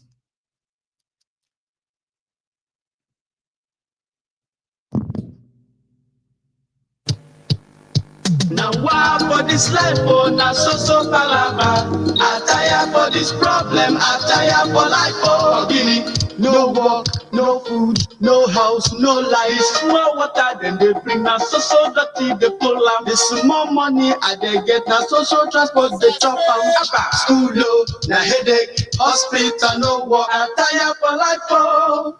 My brother, waiting you they think, oh. My sister, help don't come. SDP, MKO, Indicted, action. MKO, Indicted, SDP, progress. Abiola na the logo, SDP na the party to solve our problem and better our life. Oh, MKO, MKO, MKO, action. Abiola, Abiola, Abiola, progress. Now him be the hope for better tomorrow.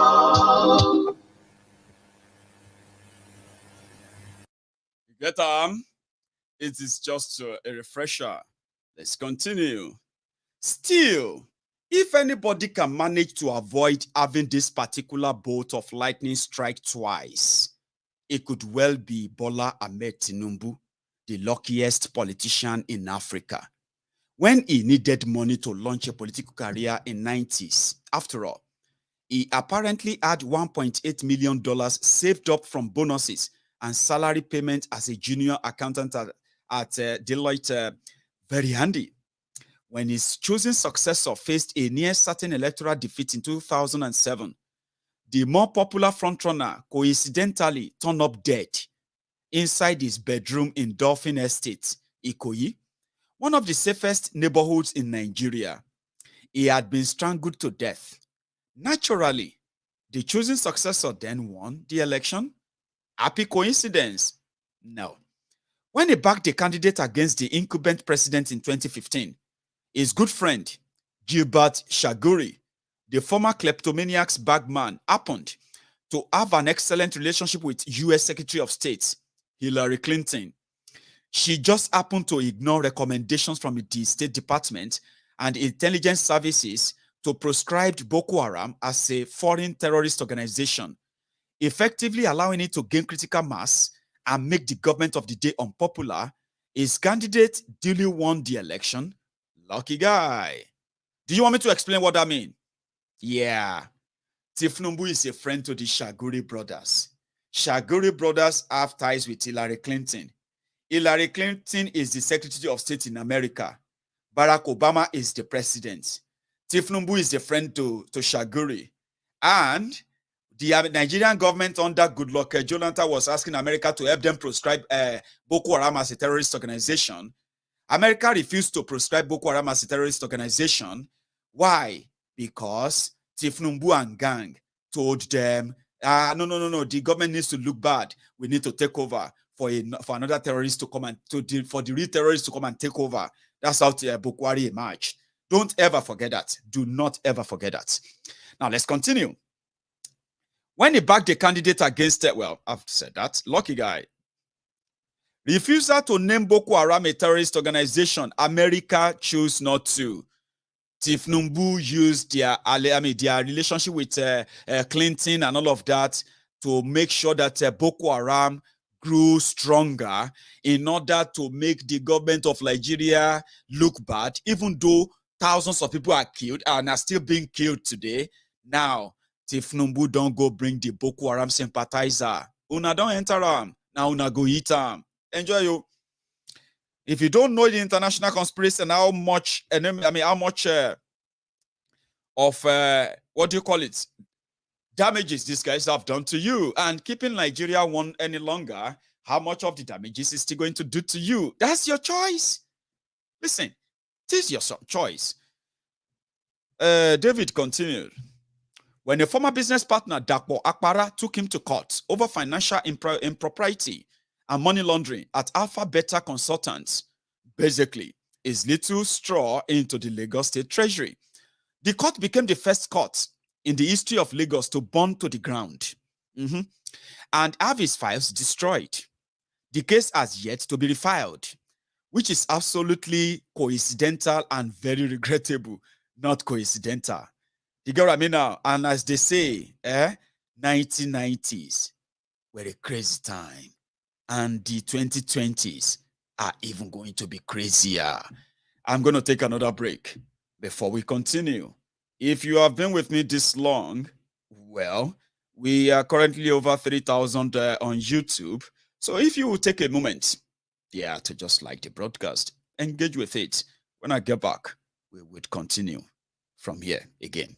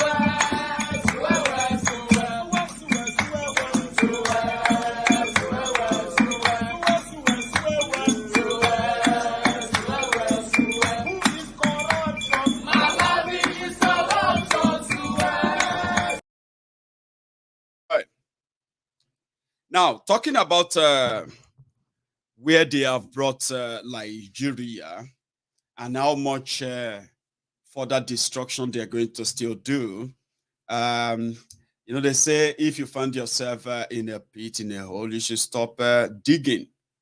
The problem you have right there is that they benefit from the further digging of Nigeria into further hole that will become so difficult to come out from, except if we smoke ourselves out of it by force, which is pretty much what's going to really happen at the end of the day. They are insensitive. They don't give a damn about what anybody feels. In fact, there are those who have already started leaving them, resigning from them, the rest of them and all that. And it seems that it is only Peter Obi and his gang somehow are creating the boss that they consider a threat at some point. Well, at this point, I don't know what it's going to be like, but they're going to really throw a lot of murder at themselves. But good luck to them. We call it charade. There are things that really worries us, which they continue to underplay. One of them is this. They said you should go and get your PVC, go and get your PVC. I'll share this first, then I'll go to the next one. Here is one. Go and get your PVC, go and get your PVC and all of that. They don't give a damn about your see. They don't. Madam, you know, so na voters card. You are the very voters card for room. Under Gota. Not just that. But when you have a chance of seeing criminals who have made Nigeria home, and then you see those who have decided to make Yoruba land the home of where they will be doing the catch and release, catch for ransom, and then continue to kidnap our own people. And the likes of Tinubu and gang, they don't give a damn about it. They don't care. Not that some of their followers also cares, by the way, but just imagine. In fact, you know what I'm going to do? I'm going to share this first. Then I'm going to say, imagine after listening to this, then realizing that hundreds and thousands of people like that are totally above their law. And the least, most of all these security guys in Yoruba land could do is to record them and share this clip, nothing else, because the same criminals are going to be back into the society because of somebody that the likes of Tinubu brought upon us as a people, right? But I want you to listen to this first. Then you understand why when they said that Ashishe and the rest of all those things they are putting together for you for 2023, you are going to praise Bukwari within months. It's obvious. But watch this first, and I'll give it a follow-up. What's the name? Musa Abdullah. Musa Abdullah. How old are you? You say? Shekara number? Okay, 38. 38 years. 38 years. Okay, where do you live? I live for Ikere. You live for Ikere Kiti? Now you are from which state? Now from Katsina. From Katsina? Where did you come out of arrest office? So now kidnap. Now kidnap. Kidnapping? Okay, now how many people will they kidnap together? Now 3 people. How many people will they kidnap together? When they do the kidnapping? Okay, now 7 people now. Now 7 people? You mentioned them. So I know Bangaje, but the remaining people now, I don't know the name. Bangaje, you? You don't know the remaining people now? Then, how many people now don't kidnap? Now 3 people. You mentioned their name. Mention the people. So Alaji Shasha, Alaji Ilaro, with that woman. Which woman? That woman, why they is road. Where they is road? Okay. When you kidnap Alaji Laro, which place now carry Alaji Laro? Nah, it's a road now. It's a road too. Alaji Shasha where you carry? Nah, Shasha. Nah, Shasha. For Alaji Shasha where you kidnap, now how much you collect? Nah, 4 million. 4 million. Now how much be your own? They give you? 350. 350. 350,000. Okay. That woman, when I kidnap for the road, now how much they give you? They give me 50,000. 50,000. How much I collect that time? For that woman, how much I collect? Nah, 1 million. 1 million. That Alaji Laro, now how much I collect? They say na 3 million, but I know video them. Okay, before they cash you. Okay. You hear the name? Alaji Lana, Alaji this and that. That's the one you have on camera. This is just to show that, well, they exist. That's happening. They have their victims. If you don't pay them, they kill you. Then Tinubu, because he won't be president, decided to go and bring a jihadist. You have heard about Kabiru Sokoto, Abi? Let me give you a quick reminder. This guy, that they, just same way, they went on to package Bukwari, unleash terror on the innocent people of Yoruba land, the innocent people of Igbo land, the innocent people of Nigeria. They are not showing any kind of responsibility, be their business. It is about winning. And then you see these Lagos Bakus, these Oshogbo Alimajiris. They are now trying to justify that, signing their death warrant. And guess what? I have a reminder too. So if you don't understand the concern, or even if you have not started feeling concerned, what they are cooking for you, by the time the whole thing land, change, next devil, they go be like child's play. But now your choice, pick and well. I waiting God they pay me small, be say they are using Yoruba name. Yoruba is a Yoruba man, it's Yoruba this and that. To blindside my people from what they actually have in stock for them. You are going to get used to paying ransom for those kidnapping you. You are going to have to get used to just screaming when they come to kill us. You have to get used to them sending every person that tried to stand up against any of these Fulani terrorists or any of those other crimes they're going to unleash on you. They will send you to exile or they will send you to grave. And the reason for that is Tinubu just want to be president. The terrorists they are bringing to him, you don't have a clue, do you? I'll tell you how that person feel about the Igbos. It's a point we should be reminding you. We did our best on this Bokwari. Some of you still signed up for it. Some of you are dead. I mean, some of those who signed up for this are dead now. Some of others are like a jobless, like poverty-stricken right as we speak. Some others are currently have left Nigeria and run away. Others have, Nigeria have left them. They have run mad themselves, and they're still in Nigeria. A lot has happened to so many people. Now they are about to cook another. Where they have already cooked another one for you.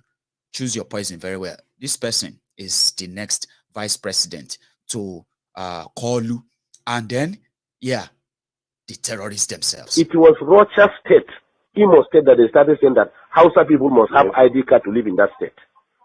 Yes. Can you hear me? They say Hausa people must have ID card to live in state. Yes. Until when we mobilize our people here and say, okay, in that case, all Southerners must live north. Then Jonathan now realized that there was something going on. You say, no, these things have to stop. So are we mad? Do you get me? Count every 5 shops in this north. 4 shops are owned by Igbos. What is Igbo's contribution in the economy? It's not trade. And fraudulent trade for that matter, including you. Igbo have cheated you. Unless if you are not buying spare parts and tires and medicine. So or not so? It's so allergic. Do you get me? Yet we accommodated them. Is it going to Dubai to bring fake drugs that we cannot do it? Now the plan is drugs now. No Igbo man will again sell drugs in this north. We are going to bring it from Kano. Drugs are brought by air. They are going to open massive coolers, rooms in Kano and import it all north, and maybe whatever want to buy, come and buy from Kano. No Igbo will sell drugs again. We are tired of all this nonsense. We know how to control our places the way they control their own. What we are saying is that we are all Nigerians, but we are going to learn what they are doing in Southeast and do it in the North too. Simple. Yes. We don't have ancestors, but if Buhari today, as president of this country, want to buy land in the East, he will go and negotiate everything. Tomorrow the chiefs will come and tell him that ancestors made them yesterday night and said they should not sell the land for them. So we don't have ancestors. Or we are betraying ourselves. We, our ancestors have told us that we have been careless. That's why we suffered for the past 6 years. We have to wake up now. It's a very serious thing. Move forward. No. We cannot, sir. The society is already adulterated. That's why, to be honest to you, let me tell you, to be honest to you, we never wanted Buhari in this law, so we wanted Konkoso. Yes. We want, that's what I'm saying. If it is Konkoso, the primary, Konkoso will have defeated Buhari. Listen to me. You know the Tinubus and Co prefer Buhari because they can. Really tried. Can you hear me? Because Konkoso will have solved this north-south problem for us within 6 months. In Kano, Konkoso gathered all the Igbos and told them that all these drugs that he closed all those fake drugs they are selling in Kano. They know him now. So that's why we wanted Konkoso to be the district. Igbos met in Abuja and warned us after the election that they were the ones in charge of 75% of Abuja is their own. They should be given minister of. Can you imagine? Negotiate and say this is the governor they want with their rulers, everything. Igbo say no, he cannot be governor. Haba. In somebody's land. Haba Kule. The arrogance is too much. So 10 years ago, I won it. I said the Igbos are building nation within our nation.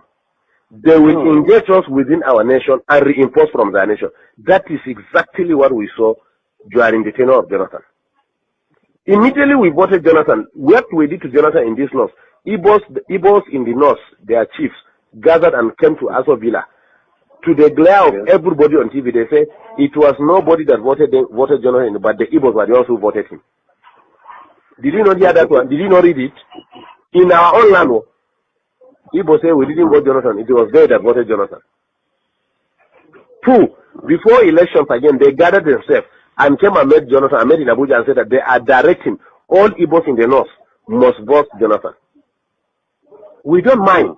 We don't mind. Let them vote anybody. But can you do that in the southeast? They stop us from even voting. Let me answer this. Amina wa alaikum salam. Alaji. Unzone? We call let's talk in the night. Alaji. Thank you. Can you hear me? In the southeast, all houses in the southeast were prevented from voting. Find out. Yes, find out. But yet in our own land, they will stand and say that. Just it is their problem that forced above Lagos to say that if they try to frustrate the decision of the Yorubas, they will send them to ocean. And I'm telling you, after 4 years, at least north we are liberal, but in the southwest, after 4 years, Igbos can never be useful, relevant again in the southeast. Wait and see. In fact, the plan of APC is that they are going to make alliance of northwest economic development. The west has the ocean. Can you hear me? Yes. The north has agricultural produce. Yes. So what they are going to do, the government is going to develop all the agricultural and mineral resources in the north. And then they will put primary industries here. And then go and export, finally finish them in Lagos or Southwest and export them and bring back the money and share it between the two regions. Let them bring their oil. This is the plan on ground. So I just thought I should remind you, that is your future vice president to call you. I mean, Yoruba man, don't associate me with this. So do you understand that now? Don't ever associate me with this. So and then when they begin well, they have already started anyway, because we've already started seeing Igbo versus Yoruba versus Igbo, this and that. And when they begin all this, their tribal, your tribal, religious, and wherever you, right? Just always have it at the back of your mind that no be all Yorubas support Tinubu, and no be all Igbos are against Tinubu. Alone. There are Igbos who are already grouping, trying to get their own share. Unfortunately, listen, maybe you have heard about Joe Igbokwe, the special advisor to Sanwo-Iku on gutter cleaning, toilet cleaning, at the same time as, ass licking as well. That's what I put it as, like ass licking. Joe Igbokwe and people like him, they went to Tinubu. Tinubu, the Igbos love you. We need to go and campaign vigorously in the eastern Nigeria. Don't worry, the people love Ashiwaju in this. They said Tinubu told them that I'm not giving my money to any Igbo man. I'm not surprised. His wife said they don't trust the Igbo. So when una begin your tribal tirade, when una they throw your tribals, what have you, una they try spare me. I don't pay my dues. Okay?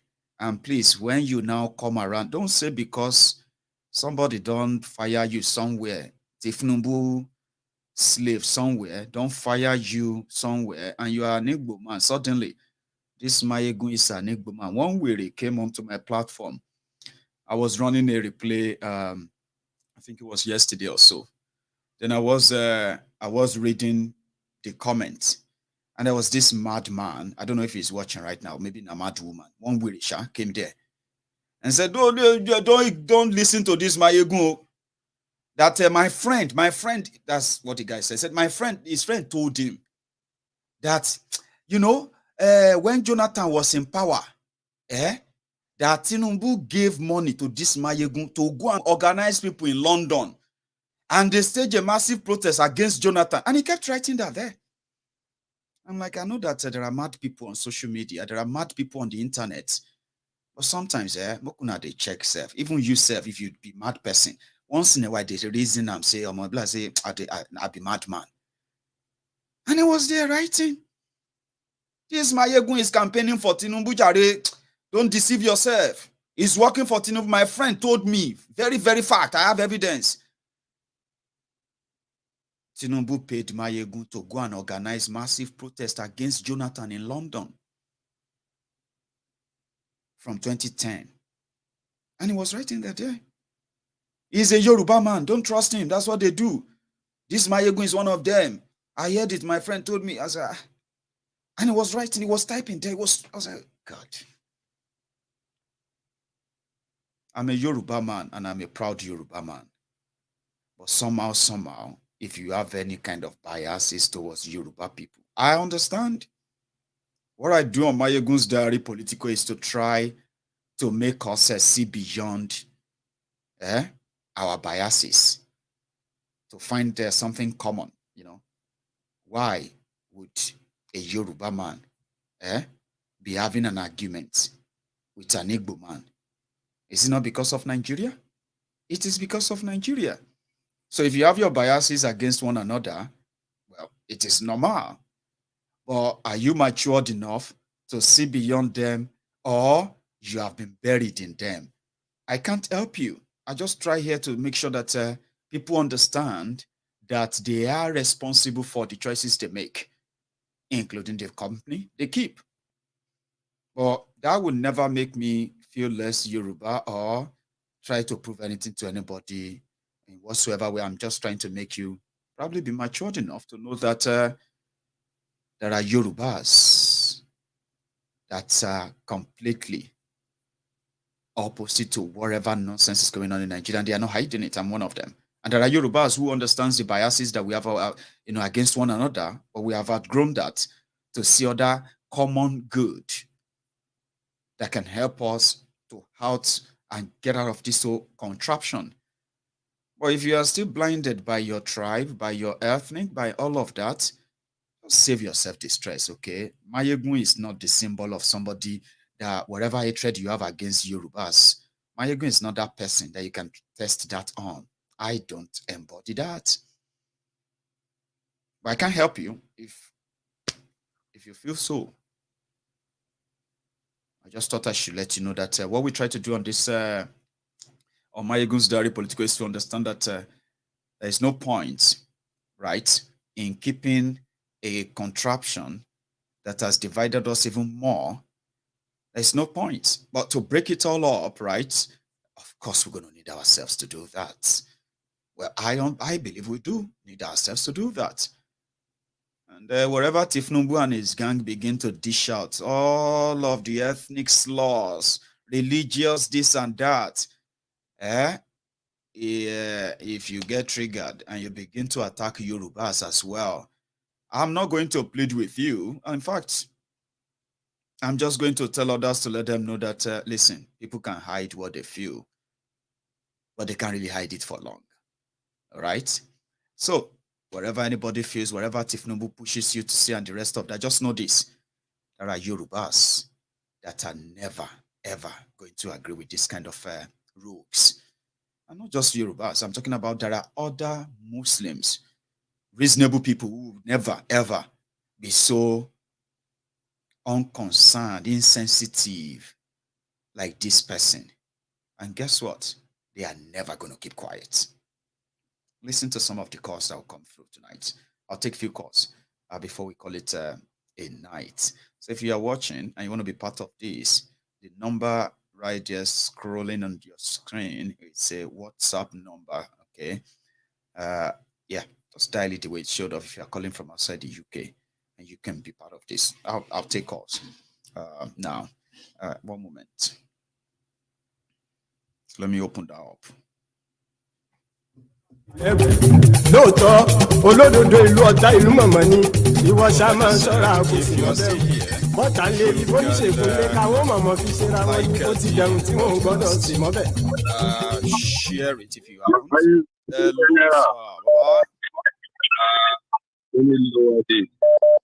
Ahmed Toro. Is that Ahmed?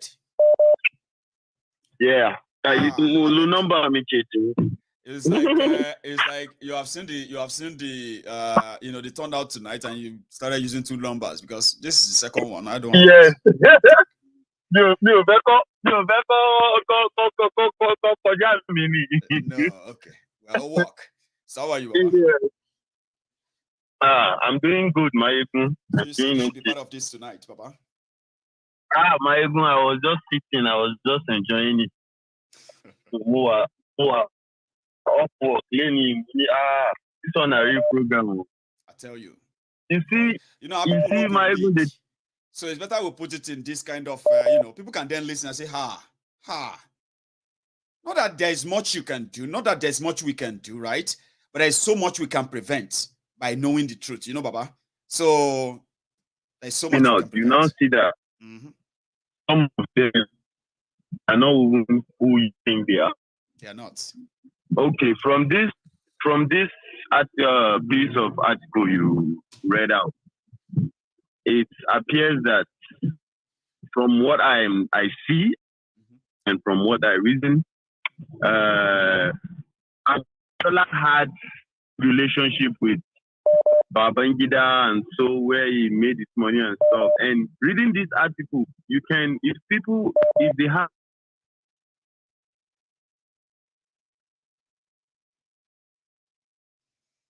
Oh, I don't know what happened there, Ahmed.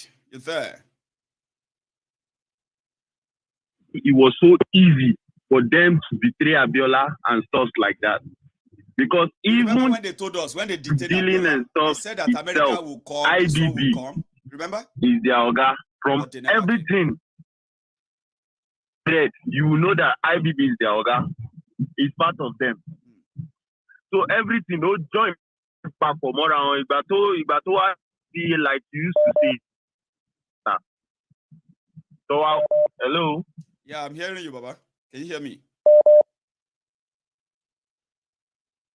I think we're having a delayed convo there. I don't know. Ahmed.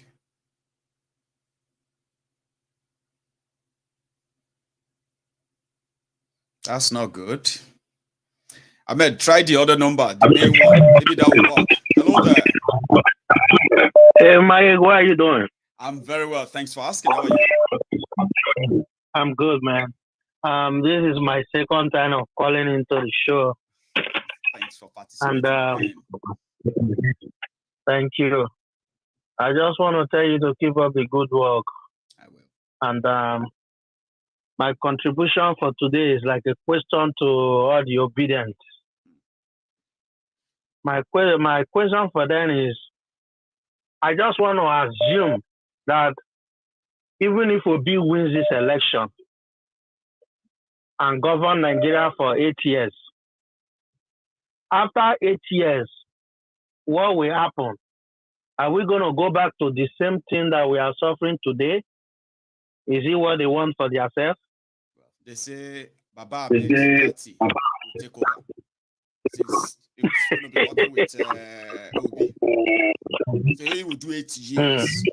I mean, you need to follow these guys online, Baba. You should follow them. They have everything planned, though.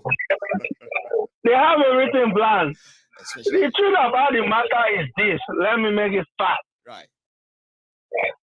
Look, I'm in my 30s. And I don't believe in Nigeria anymore for so many reasons. I live abroad and I've contributed so much to Nigeria economy by importing things. And every year they go to the port and they do whatever they want to do in the port and they jack up the duties and they are just trying to strangle the Igbo people, being that they are people that are importing. My question for them in Nigeria is, if the port can generate such money to Nigeria economy, why is NNPC declaring a zero generation of money. The only solution to Nigeria is a total breakup. Everybody go and manage your criminals. Like Babachir Lawal said. All to your tent. All to your tent. It's a total breakup. Whoever that is supporting all these people is wasting his time. I'm not going to support any one of these people. I have seen this in Nigeria over and over and over and over, and I will never support Nigeria. I will never support Nigeria, no matter who you bring. The only thing I can support in Nigeria, if you want a Nigeria, call for a national conference. Write a new constitution. Then we can talk about election. Thank you. Maiyegun, thank you very much. Let me not take your time, my brother. Baba. Thanks Baba. Thanks again for it's a good one. So here I go. I have another person on the line. Hello there. Hello. Sir. Hello, Maiyegun. I didn't know from Dallas. Oh, sir. How you doing, Paddy? I'm very well, sir. How are you? Yeah, well done. Now, good. Two things. Number one, sir. You see, anytime I hear people that go and they say, Obi will win election, or Obi might win election, I just laugh. You know, I just don't understand that fully because, you know, everyone is entitled to their opinion. But I just have one advice. Okay, let me call it one first. For all the youth that are shouting, Abiola, no, Tinubu. I want them to know that this man is not representing Yoruba. It's representing. Shut up. It's representing himself. He's not representing Yoruba. And if they say they should kill all Yoruba today so that we become president, we gladly take one and kill all of them. Just ask them that how many are going to kill. Wait now. This man, he was a chancellor of Loudtech some time ago. And that time, it was during Oyo State, government. You might, sir, you might need to attend to that page for the sake of our listeners. Yeah, sorry. So I know that sometimes kids always want to be on to their, to their dad or mom and all that. Please, if you can just leave the room where you have your kid around, if you want to be participating in this, okay? So hello there. Oh, hello, princess. Baba, how are you? How have you been? I'm fine. I mean, surviving. Yes, we're here. It is just a very simple thing, right? Majority of these people shouting obedience here and there. I bet majority of them don't even, they were not even alive at the time. When Abiola, around 93, I guess, they were not here,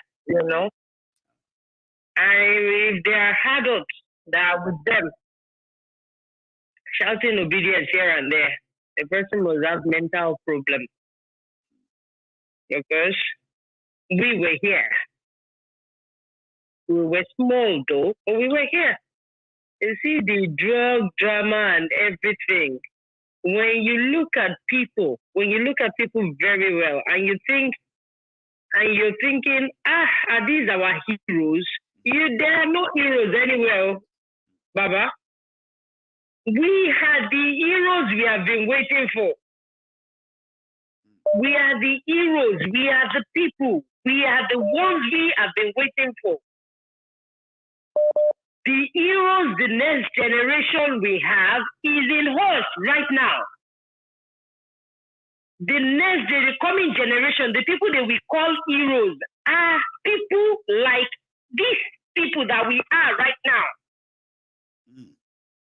Somebody is coming, we have to do this. So actually, there is no two ways about it. You can't get away with all of these things that you've done. It is there. Money laundry, any money laundry. Oh, le mama jema Maiyegun. Toba money laundry. Oh, le mama je. Orúkọ Tinubu hàn. I was surprised. Orúkọ Abiola hàn. Afterward now, it's like a cartel. Exactly. It's always been like exactly. Olè ló lè máa jẹ́ Tinubu Maiyegun. Tinubu ṣe tiẹ̀. Orúkọ Abiola hàn bẹ́ẹ̀. Orúkọ IDP hàn bẹ́ẹ̀. Àwọn tórúkọ wọn ò hàn rárá. Orúkọ Hillary Clinton hàn bẹ́ẹ̀. Hillary Clinton tó West Africa tó lọ pa Gaddafi tó ní we came, we saw and he died. You know, when a woman can say something like that about a man that her husband will never be half as good as, you know, it is just the world we live in. And if we cannot change it, the people talking about where they just want us to be recognized, who told you they don't recognize you? They know you are there. They know what you are agitating for. And they are all pushing you around to go and register. You know, they use their people on you. Go and get your PVC. Go and get your PVC. Whatever it is they have done with that, they've been able to do it properly. Because you see people in the rain going to get their PVC and not voting is an agitation on its own. You know, not voting can even make you get your own country. It is a step to getting your own country. But majority of our people don't know this. And when you go into it, you know, there are people there, like you said, time will tell. Time will tell. The people working for Nigerian government that are misleading our people, time will tell. You know, when they bring fake to us, we know it. Yes. When you bring fake here, right now, I will tell you this is fake. But majority of people just want to find solace in something that, you know, the best thing we can do right now. Yes, Baba, the best thing we can do right now is start our own campaign of Oduduwa Nation. Get whatever it is we want to get together, yeah? Start subsidizing food. Since start subsidizing food for them. You know, start giving them cheap access to things that are very difficult to them right now. The things are very difficult for them to achieve. Start giving it to them right now. Whenever it is, the time, so these are the people, these are the people that will say we are leaving. We don't want to stay here anymore. So we should just start our own. We can't keep going round, you know. We keep going round and round and round and round. You know, after 8 years, we will now come back. Didn't we warn you? And there will be other stupid people springing up again. You know, telling you all sort of cock and bull stories. So they will keep coming. We will keep having stupid people among us. We will keep having them. So we should start acting fast now. Kini fundraising. Well, let's start it. Well, whenever it is that it's ready, let's start it. You know, let's start giving them something. They want something. When you present something to them, Tabaka rice something for 32,000. Tabaka for only 15,000. Maiyegun, oh my God, because they have weaponized poverty. The prison has been weaponized too. The prison is a weapon on its own. Because if you go out there and speak the truth, you know that if they are taking you from there, they are going to throw you in a place worse than under the bridge. So, thank you, ma. It's nice talking to you again, Baba. I get it, and I can assure you that we are not slowing down. And yeah, I appreciate that, Princess. Thank you so much, Maiyegun. So let me take another call, and I think this is Ahmed on the other line. I hope this one is better. Ahmed. Maiyegun General. How are you, sir? Yeah, this is better. I hope it is better because you are like gone. At some point, I felt like I was talking over you because you couldn't hear me. You know, sad. So, Baba. It was my connection. Yeah, so as I was saying now, you know, if truth begin come out, even your favorite self where you know think come, you go collect. Everybody go collect. So now everybody go collect. So for those people who go look, come out, say, Abiola, Kinikon, he's dead now. like they used to say the prayers. But I will pray for the repose of the dead, soul of the dead. Yes, because we won't say he did any bad. He never did any bad to me. I don't know who he did any bad to. You know, I don't know anyone normally, like that. Right? Coming from your own angle of it, right? It's un-Islamic. Yeah. For you to feel like, the way you really feel. All you have to do say much is, we know what you did. Well, now you are dead. God. Take care of that. You don't have to talk. Yes. Go on. So you see, for the people still shouting, Tinubu, you don't know. They don't know. Arrogant. Báwọn èèyàn yìí bó ṣe ní ìgbéraga sí, ló ṣe ń ba ayé àwọn èèyàn jẹ́ sí. Permit me, Maiyegun, I won't speak Yoruba. I won't join am gbogbo ẹ̀ máa jọ̀ pọ̀. I won't join gbogbo ẹ̀ pọ̀ ni. Ẹ̀yin tẹ́ jókòó sílé tó ń ba yín jẹ́ lójoojúmọ́, ó ń ba yín jẹ́, ẹ sì ń wò ó sì ń dùn mọ́ yín nú. Pẹ̀lú gbogbo nǹkan tó ń ṣẹlẹ̀ yìí, you people are looking, because I can see even on my Facebook the way people will come and post. Muslim ticket should not be clinical. Even the Muslim Christian ticket stuff. They are talking about Shettima. The pastor that they gave you. People don't know these people. You don't know these people with all the evidences against that Shettima.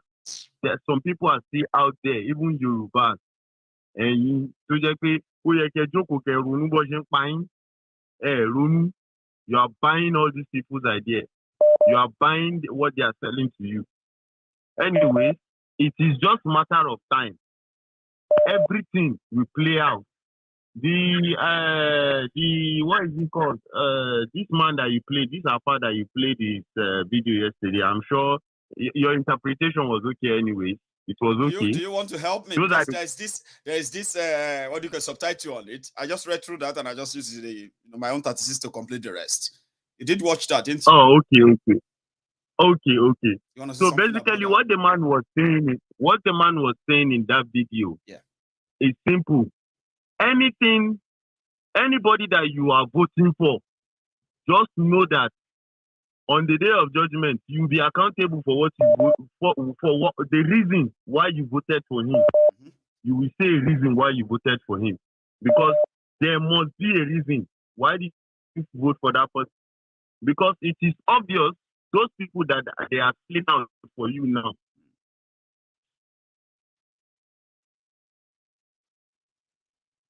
That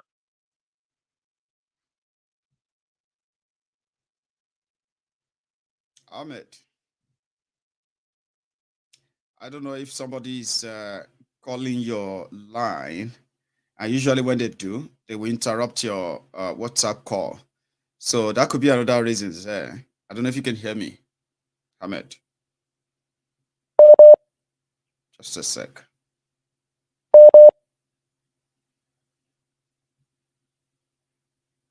No. For some reason, it's taking forever. Okay. I hope I'll get him again before we go tonight. So here we go. Hello. Whoa. Hello, Maiyegun General. Hello, sir. Larry on the line.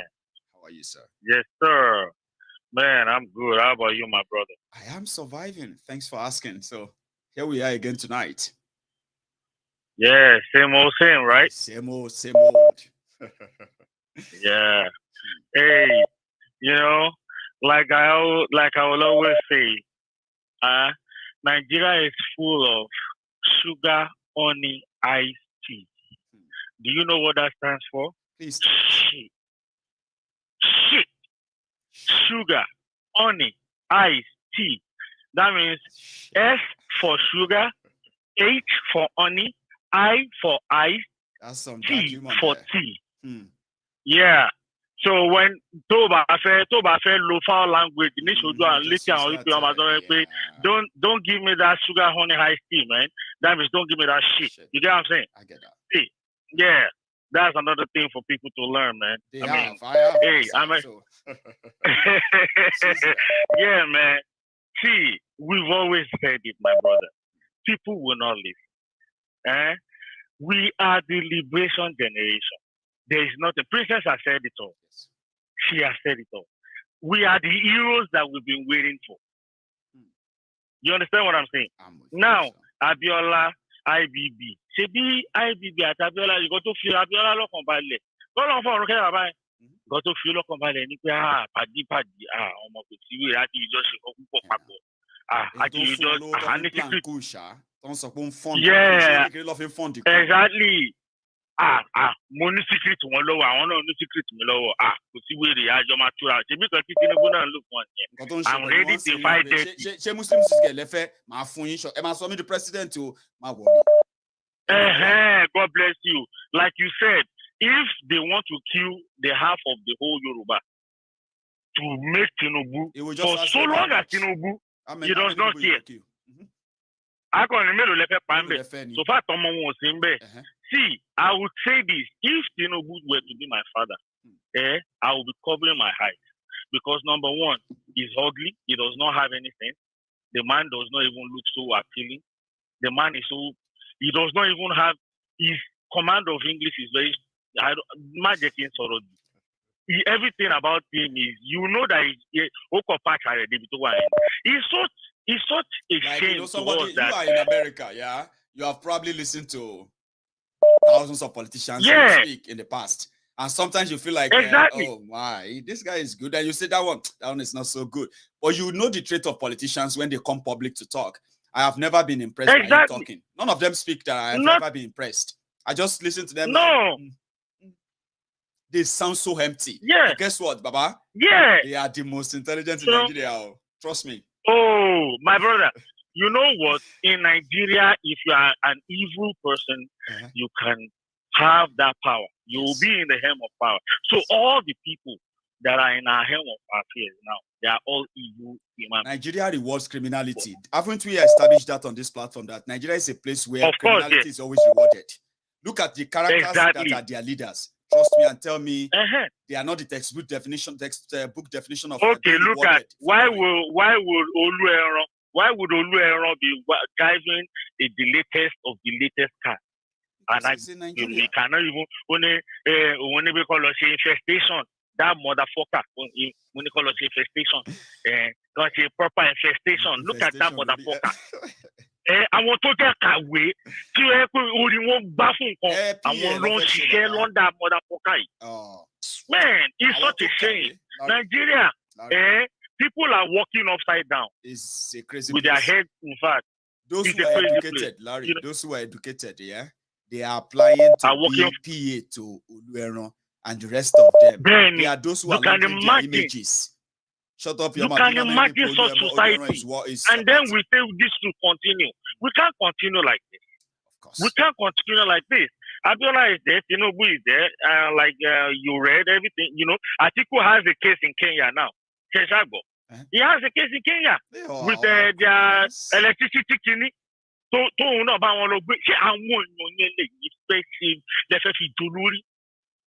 much? $25 billion. $2.5 billion. Case in Kenya. I think it's $25 billion. 2.5. I think it's 2.5 billion, right? The one he has in America, the one in America where Thomas Jefferson is J4, that one is about $15 billion. Siemens contract at the time. But the presidency.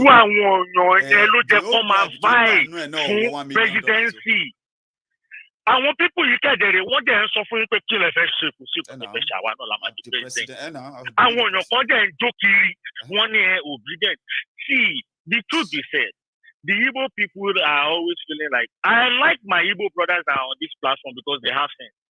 Yes. Only the obedient that don't have sense. And the reason is because they are putting tribal sentiment. Yeah, they are putting tribal sentiment in all these things that we are. See, the real ones know themselves. And the real ones are the ones that are calling for Biafra nation.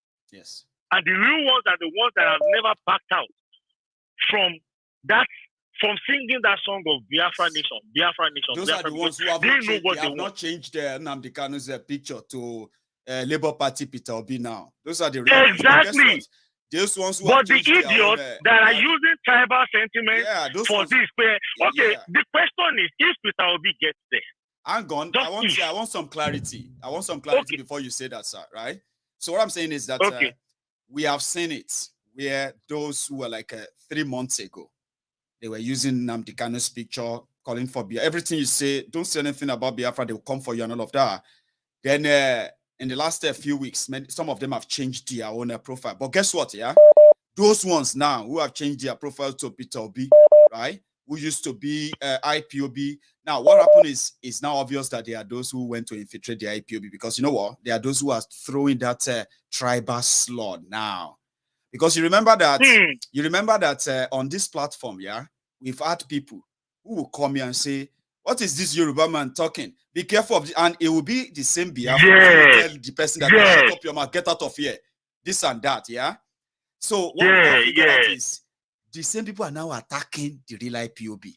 You know what? When the IPOB says Peter B is going nowhere, is this or that, you will see the same Chukwu Emeka Zeife with Labour Party this. When you click on it and you go back to their old profile pictures, you see Nnamdi Kanu there, you see Biafra there, but now it's Peter Obi.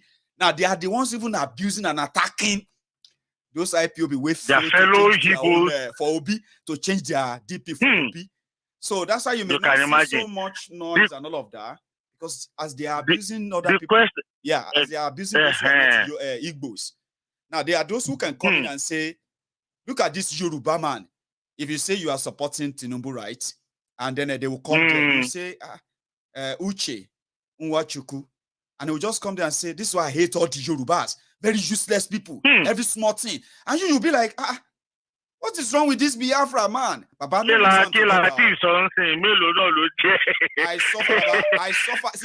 suffered for 2 years to make this clearer to people that there are people who infiltrated them, and the only way to keep people divided is to throw the religion, throw the tribal stuff, and the tribal whatever. Today, Tinubu represents that same posture, right? Now, the people who are going to tell Yorubas, call us names using Igbo names, you are also going to see some of them with Yoruba names attacking Igbos. With that, people like me and you, who knows that this whole thing is absolute nonsense, we should not take offense. My brother, you see a lot of Bolari. I just wanted to make that clarity because it's true. Yeah, many. My brother, you are absolutely right. Get that now. But if you want to know, Larry, if you want to know, open a profile of somebody who is abusing you because you are a Yoruba man online. Okay, open their profile picture.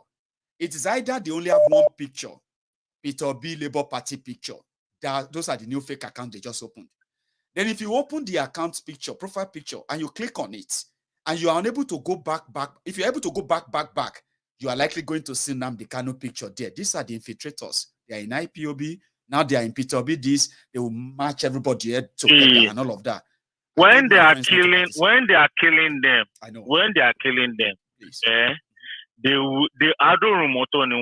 they get to heaven before they realize that they really messed up. You understand? So let them keep doing what they are doing. If they feel like, okay, if Peter Obi gets there, how is it going to affect their own life? Because they think that he's just they think he has a magic. They think he has a magic wand, and when he just gets it, he goes abracadabra. Everything. You are living in not to sell hope for any no talk. Atini no mosrashi so ori di hope any gbogbo yin je hope any gbogbo won je Nigeria. Yeah, he go come. It go better since when they don't burn us. You know, say I did inside the generation where you say that they give me and my brother and my sister 1 naira. Me, I go take 30 kobo. My sister go take 30 kobo. My brother go take 40 kobo. I did inside that generation. It go better new. It will be too dancing. My brother, ITT. Fela Tiso International Thief. You understand? Princess has already said it. We should subsidize food for all these people because those are in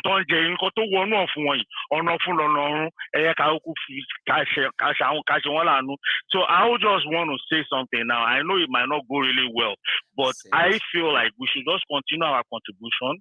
That way we will be able to have more on ground, you know. Not even say, okay, we are contributing. No, let us just continue to contribute. because we know where we are going to now. Like Princess said, now if we are going to subsidize food for them, we have to continue to have that saving. That way we can always push it into that little economy. Food bank it to Alele, okay, Emagba, Unje, Injeba Lonta, Egba, and at the end of the day, Mua no love no more now.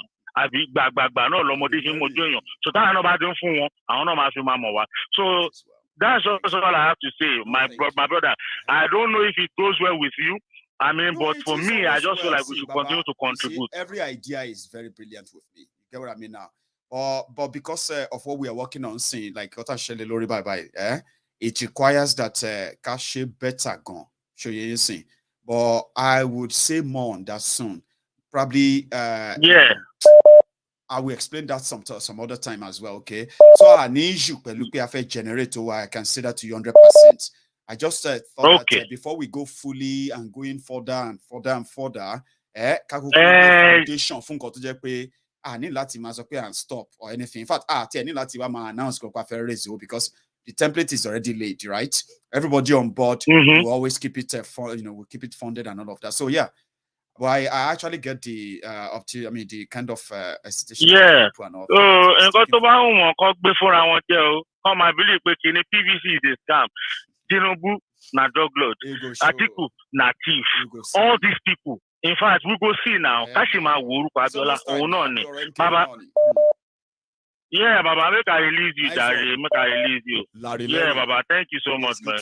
God bless you, my brother. God bless your children. God bless your wife. And God bless each and every one of us on this platform. Baba, nice one. My Igbo brothers, I love you guys, man. All right. Nice one. So here we go. I'll take one more and then Pius Atu. Thank you for your super sticker there. I have somebody on the line. My caller, do you mind coming for me for just 1 minute? I have something I want to add, okay? Just 1 minute, please.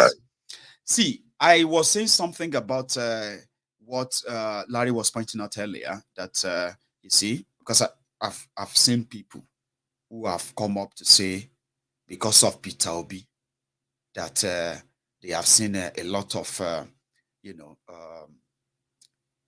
Igbos supporting him, expectedly, right? And they have come across people whose passion they claimed for Peter Obi makes them become so bigoted. I'm talking about those who have always been like tribalistic, people who, So we found them in all political groups, including that of Peter Obi. But what I found out is this: if you see anyone targeting you, abusing you because of Tinubu, or because you are, abusing you because you are a Yoruba man, and then Tinubu and all that, and they begin to throw that ethnic slur and all of that stuff, right? I am going to advise you not to take debate, okay? Don't take debate. It is the same for all my Igbo brothers too. You are going to see names of ignorant morons, ethnic bigots. They are everywhere with different names and all of that, throwing their own slur here and there. But I want you to know something.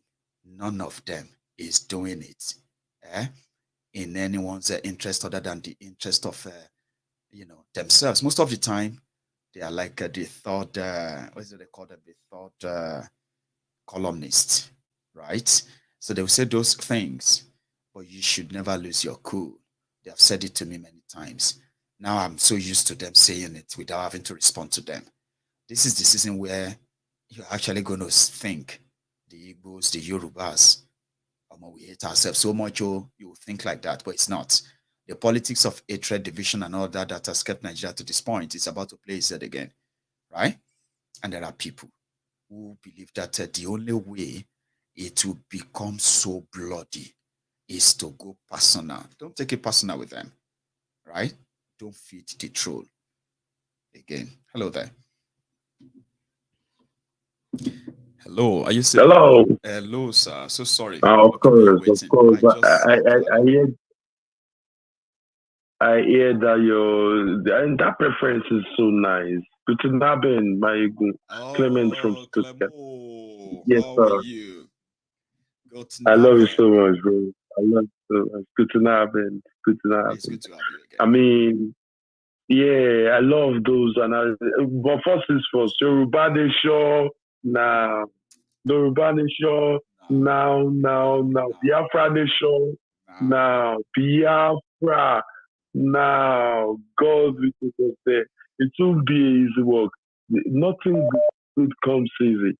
You know, we've seen what's going on, like with the old thing, Tinubu, Muslim ticket, we've seen it all, Obi, Christian, Muslim, nothing can change the country. Farotimi lawyer, Rasta, talked about it. They invited him, they interviewed him, they talked about it. I even have a clip describing Tinubu and their Tifku. I forgot to play that anyway, but good enough you mentioned them. You can put it on. You can put it on our post. Do you want to I'm talking about like about them, right? Quickly. Yes, sir. I'll do that. Yeah, let's listen. It's going to be my last caller, by the way, because of my time. Is so okay, sir. Well, right? But let's listen to Barrister Dele Farotimi. I'm going to even send him a message. Dele Farotimi, very great mind. You see, for me, my disappointment is more with the people who would be willing to embrace the delusional lies of the possibility of anything changing or improving if either Tinubu or his twin brother Atiku or Etiku should become the president. They are actually twin horsemen of the apocalypse. They are not different. They are the same. The ruling class has done us a wonderful favor. They've produced one candidate. Just as the two parties have become one, at least demonstrably so, they've also produced a single candidate. You can actually produce an identikit that fits both. Both are criminal in nature and intent. Both have public records of extreme avarice and stealing. Both are integrity challenged. The difference is that we don't know the true name, age, and parentage of one. The other one at least has a credible story as to his provenance in the public space. So what you are actually seeing, you are looking at two dogs. One is a mongrel, the other is an Alsatian, but they are both dogs. So it's not like they have presented us, the species is the same. So it is up to Nigerians to look beyond those two, because frankly speaking, you will notice that I haven't spent much time on Atiku, because there's really nothing to say about him. He has sufficiently introduced himself. Obasanjo has done a fantastic job of defining him, so we already know him. But Tinubu, because of his ownership of a lot of press levers, the purchase of the intellectual kaku makers, you find that he's not properly interrogated and people are dancing around the issues when they are talking about him because they've all fed from his table. Feeding from his table has meant that a lot of illusions have been allowed to travel undispelled for too long. So when you are dealing with Tinubu, you are dealing with the falsehood of stories of the success story that Lagos is. What success story, for heaven's sake? Clemo, you still there? Baba. I'm of course 100% right here, bro. Now, I mean, Barrister Dele Farotimi. When I call him Barrister, it will be like Collinton. I don't even know what to call him anymore. So yeah, that's Barrister Farotimi. No, I'm not calling you. Firing. Yes, sir. You know, I talked about him because I watched him. I even talked to him some time ago because the alumni from where I come from, Baba, this thing is a basic fact. This thing can never work. Look at the antecedents of those who are thinking about being Nigerian president. He always call it Etiku and Tinubu. Look at what you talked about this night. Those things you read out. Look at everything. Of course, nobody is clean. But those things were beyond abnormal, right? And such a person is coming out to be your president or their president. Don't let me say their president. And now selected a Muslim ticket. But people now started raising voices. It's supposed to be a Christian, Muslim Christian. Your pastor, Jibaju, Esataya, is it not a Christian what happened during Muslim Christian regime? Let me ask them. See, Baba, this thing have gone beyond. I don't know why our Nigerian people are so ignorant. They are so ignorant to the extent that they can't even realize the fact. And one stupid thing that I observe is people don't make research. People don't research the facts or fact check. You need to check the facts. Now, Tinubu was in Osun State. Pelu K1 today, or was it yesterday? Pelu K1 the underground, not the ultimate underground. K1 the underground. He was there. They started talking about all this bullshit at the Bovukiri. Meanwhile, the contestants was attacked with gunshots, breaking up his Nigerian politics has now gone down below. So what are we now talking about? How can this work? The structure gone, it can't even help Nigeria. But our fake thing now. Restructuring. About restructuring. You want me to show you what you talk? You say maybe to go buy him. Yes, sir. I'll show you quickly. Because like I said, you're going to be my last comment tonight. So I'm so happy with some of the points you are raising as well, right? Restructuring. Waiting article talk. Okay. Quickly. Yes, sir. Of course, if you are talking about restructuring, it has made me popular in the South. It has made me unpopular in the North. Because this is the book I published since 2004. It's on restructuring of this country. And I remember when I went to deliver a lecture at Sheraton Hotel in 2004 or so. I came back, my boss queried me, he said, why did you talk about? In fact, it was on the decentralization of the police.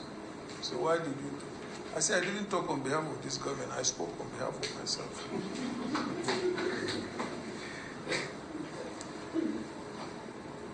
And when the Northerners queried me about restructuring, I said, I was better off Northern Nigeria than I am today.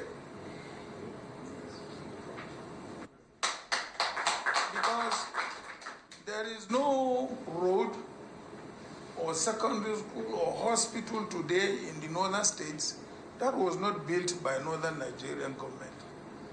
And we enjoyed scholarships and were even paid to go to school. And it was not oil money. I'm just going to let you react. So he's talking about restructuring and talking about state police. He spoke about it in one hotel. People are saying, why are you talking about restructuring and all that stuff? Bobo. But these people don't have. Clement, yes, I just feel like people just kind of deliberately love to set themselves up by expecting something from these rogues, only for them to come back and cry later when they are disappointed. But can't you see that people are kind of really setting themselves up for them? Baba, 2015, 2014, that was how they sold Buhari for us. We felt like, okay, this man is a retired general coming up with a pastor. Wow, what a good combination. Ooh. And everybody was like, let's do it, let's do it, let's do it, let's do it. And all of that, exactly. They've been doing a whole lot of shit. Like, Baba, let's be honest with ourselves. You and I know, even Atiku and Buhari or Tinubu, Obi can change it. That's why I'm so worried. I mean, I'm so worried to the extent like, if I hear a person talk behind me so obedient, I'll be like, are you serious? It can never work. We are living in Europe. Our brothers, when they live for Yankee, they see the system of governance. Moreover, you have, after 62 years, you don't even have basic amenities. I don't want to talk electricity. You don't even have the most basic amenities, Baba, bad roads. And now it now goes so worse that what do they call them? Prison break is now like the order of the day. The 7th one. And you feel so they feel so comfortable with it. Like and the crazy thing, any news will come out, breaking news. After a week, thereabouts, they all forget about it. 3 days. 3 days is a lot. 3 days. You know why? Thank you, sir. Other terrible things are going to happen again. And that will be like breaking news. Then you see breaking news. Very terrible breaking news. Have you forgotten? Happening. That's what happened. Thank you, sir. Have you forgotten the one that happened in Anambra or somewhere there about? Where they come out, they talk to the IPOB member, that them do one. Now, the one for Kuje prison, now see IPOB. There is a lot of questions. If Kanu was to be locked up in Kuje, do you think they will have to spend a lot of money to convince people that those who came to break the prison were IPOB? Do you think? Even though we'll trash the whole information up, we'll trash it down in a few hours. But do you think they will have to think twice before they say it was IPOB who came to break the prison, trying to take Nnamdi Kanu out, you know? Do you think they will struggle to say that? I mean, bro, uncle, daddy, you are daddy. I will tell you one shit right now, bro. I mean, this thing is so serious to the extent that my fellow brothers and sisters are so blindfolded that they can't even realize the fact. Like, the country is already destroyed. And there is nobody who can repair it. I don't tell you, Baba. Call on Darius Emijimi. Even if Jesus Christ come, Darius Emijimi. If Jesus Christ come, he can't repeat. Nigeria is beyond repair. So why are we now still in our Akindele Velo contest? Okay. Yes, Jennifer Jari. You want to contest or vice under PDP? Are you serious? Are you joking? And someone who you are so intelligent, you are a lawyer, you know the system, the judiciary system. They remove this dude, the northern boy, from the judiciary. Even Koti Baba Bola Igejemba tí Baba bó ti gbàgbé position yẹn, tí Baba Bola tí wọ́n jẹ́ ìgbà yẹn, Anthony General wọ́n yọ. Exactly. So now this boy now he resigned, but under a lot of conditions. I don't want to go too deep. There are a lot of the problem is so. I mean, I don't want to use big grammar. No, it can be depressing. I mean, you see, when thinking about it alone, right, can be depressing because you just feel like, where is this whole thing going, right? But you know, one thing is you should always hold your own faith and believe that even if it goes so crazier than this, right, there is something that should come out of it, and that should be the independence Yoruba nation. Now, that as a goal, you can have a consolation. Yeah, èmi ò kíẹ̀ kò bá jẹ́ recognition kò bá jẹ́ referendum kásá ti gbà ní èmi ò wá kíẹ̀ mọ̀ sí tẹ́lẹ̀ mo máa ń wọ́rí ara mi pé recognition ìgbà tó yá sí referendum gbọ́gbọ́n fún wa tí wọ́n ṣàti fún wa that's the most important èmi ò wọ́rí mọ́ torí ìlú ìsúnmi ẹjú gbàgbọ́ orí ẹni ẹwà fún mi nísà ẹyẹ ìbò ẹwà fún mi nísà ìlú ìsúnmi. Ẹ fún mi Yorùbá ní sàn mí kí ló dé kí ni mo ṣe fún yín aláàpẹ̀yàwó mọ́tẹ́dẹ́ dání. You understand? So I don't want to go too funny about this because this is Okamilara. You know, Maiyegun mo bínú, but you know there are a lot of things. Mo máa wo TVC news. TVC no. Arise, Dr. Abati. Ó máa ń sọ àwọn nǹkan kọ̀ọ̀kan. These people are against Nigeria, but they don't want to come directly, right? They don't want to come directly about it. No, they take their time. Hang on, Clemo. You see, exactly, and they have rules and regulations. Yeah, it seems to be the media who is going against all the threats. Exactly. Maiyegun, you do the funniest thing. Maiyegun, Take us to talk for our quickly. Sorry. I want also obedience, also Peter Obi. Oh, the rule under 1999 Constitution, both university. Sorry, I read now. What shall I do? When you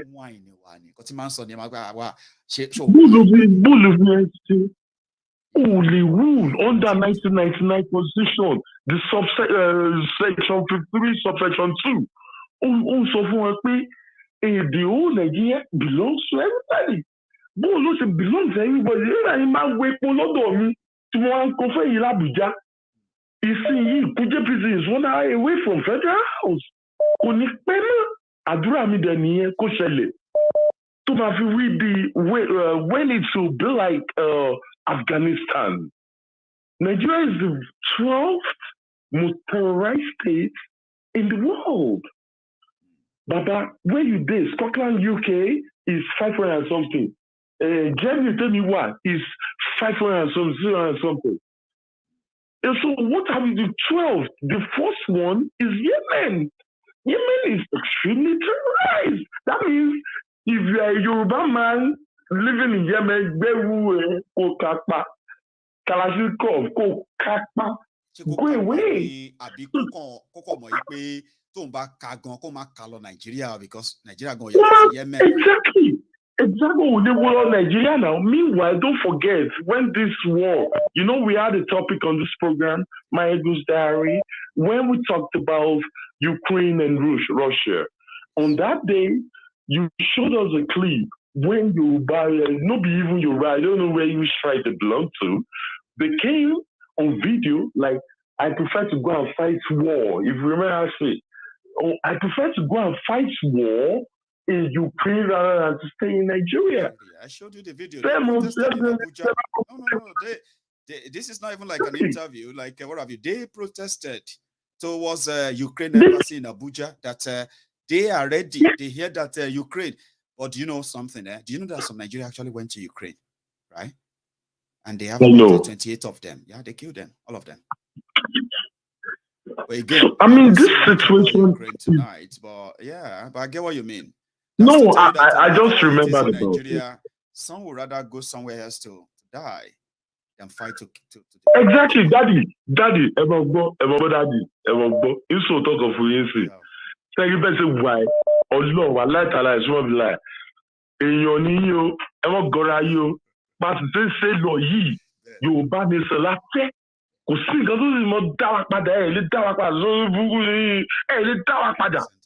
we stay very solid on that fountain of truth.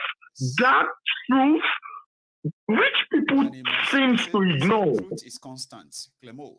And that is why, what my father, what my grandfather told me about the truth, Clemo. He said, if you learn to say truth, you would never need to remember anything. You don't need to crack your brain. What did I tell Clemo yesterday? Oh, yeah. What did I tell? No. And truth is constant. It doesn't hand you many friends, but to hand you true friends. Now, the journey towards that, like you said, we have to be consistent and we have to be constant with the truth. And they know we know a lot of people now. In the long run, Baba, it will make sense and it will win us the right people. That's why I said, when you're thinking about Nigeria, and everything, because they happen every day. You know what I mean now? This one is today, tomorrow is another, next is another. And we still have about 7 months to think about. So when you get so mixed up in the thoughts about everything going on, something you should always use to console yourself, and please, it is real. Don't ever think it is fluke, okay? That thing is this.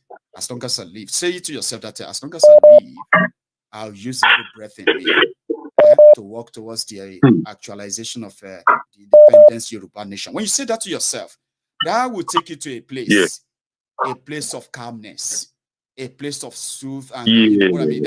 A place where we take your mind off all the Nigerian madness, and you can begin to imagine what is it going to be like in Yoruba nation. You see that moment, your depression can go away. And maybe by the time you are ready, you will be live, and you can join me, and you can, level it up.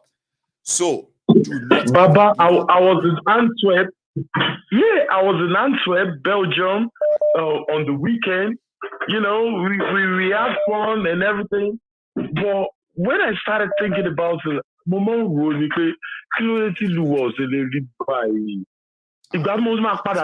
about it myself. I feel about it that the time is coming that we are all going to have a lot of strength coming from our own numbers and the caliber of people who are going to be championing this eventually, right? Worldwide. And that will be our strength. And Nigeria problem will no longer have to weigh you down anymore. Learn what I said, Clemo. So I'm going to call it a night. Yoruba Nation. Now. Yoruba Nation. Now. Yoruba Nation. Now. Referendum, recognition, whatever. I'm a David. Good night, sir. Good night. I love you so much. You have a So this is what we're going to drop the curtains. I know there are so many other people who wants to call in tonight. A lot have been calling, but just because we have I had just a stretch conversation with Clement. However, I hope I'll be here some other time and we can continue from where we stopped tonight. So if you are just joining, you can take your time and rewind days and you can start watching from the beginning again. It's quite a read, a stretch as well, right? I appreciate my time with you tonight, and I want to say thank you for spending it with me as well. So if this is your first time, you can subscribe onto my channel. Yes, you should set your notification on as well. Just that you wouldn't miss any of this program whenever we are on next. And then before you go, remember, you need to drop your offerings. Your offering is that like button under this video. If you're watching on your TV, you can use that TV control to take the mouse, that hand on your TV and take it to the like button and like it. Or you can grab your device, your phone, tablet, laptop, desktop, whatever it is. Yeah, you can grab that and also drop your offering, like the broadcast. The next time we see is going to be a new episode, something more interesting as well. So thank you for all your time and good night to everyone.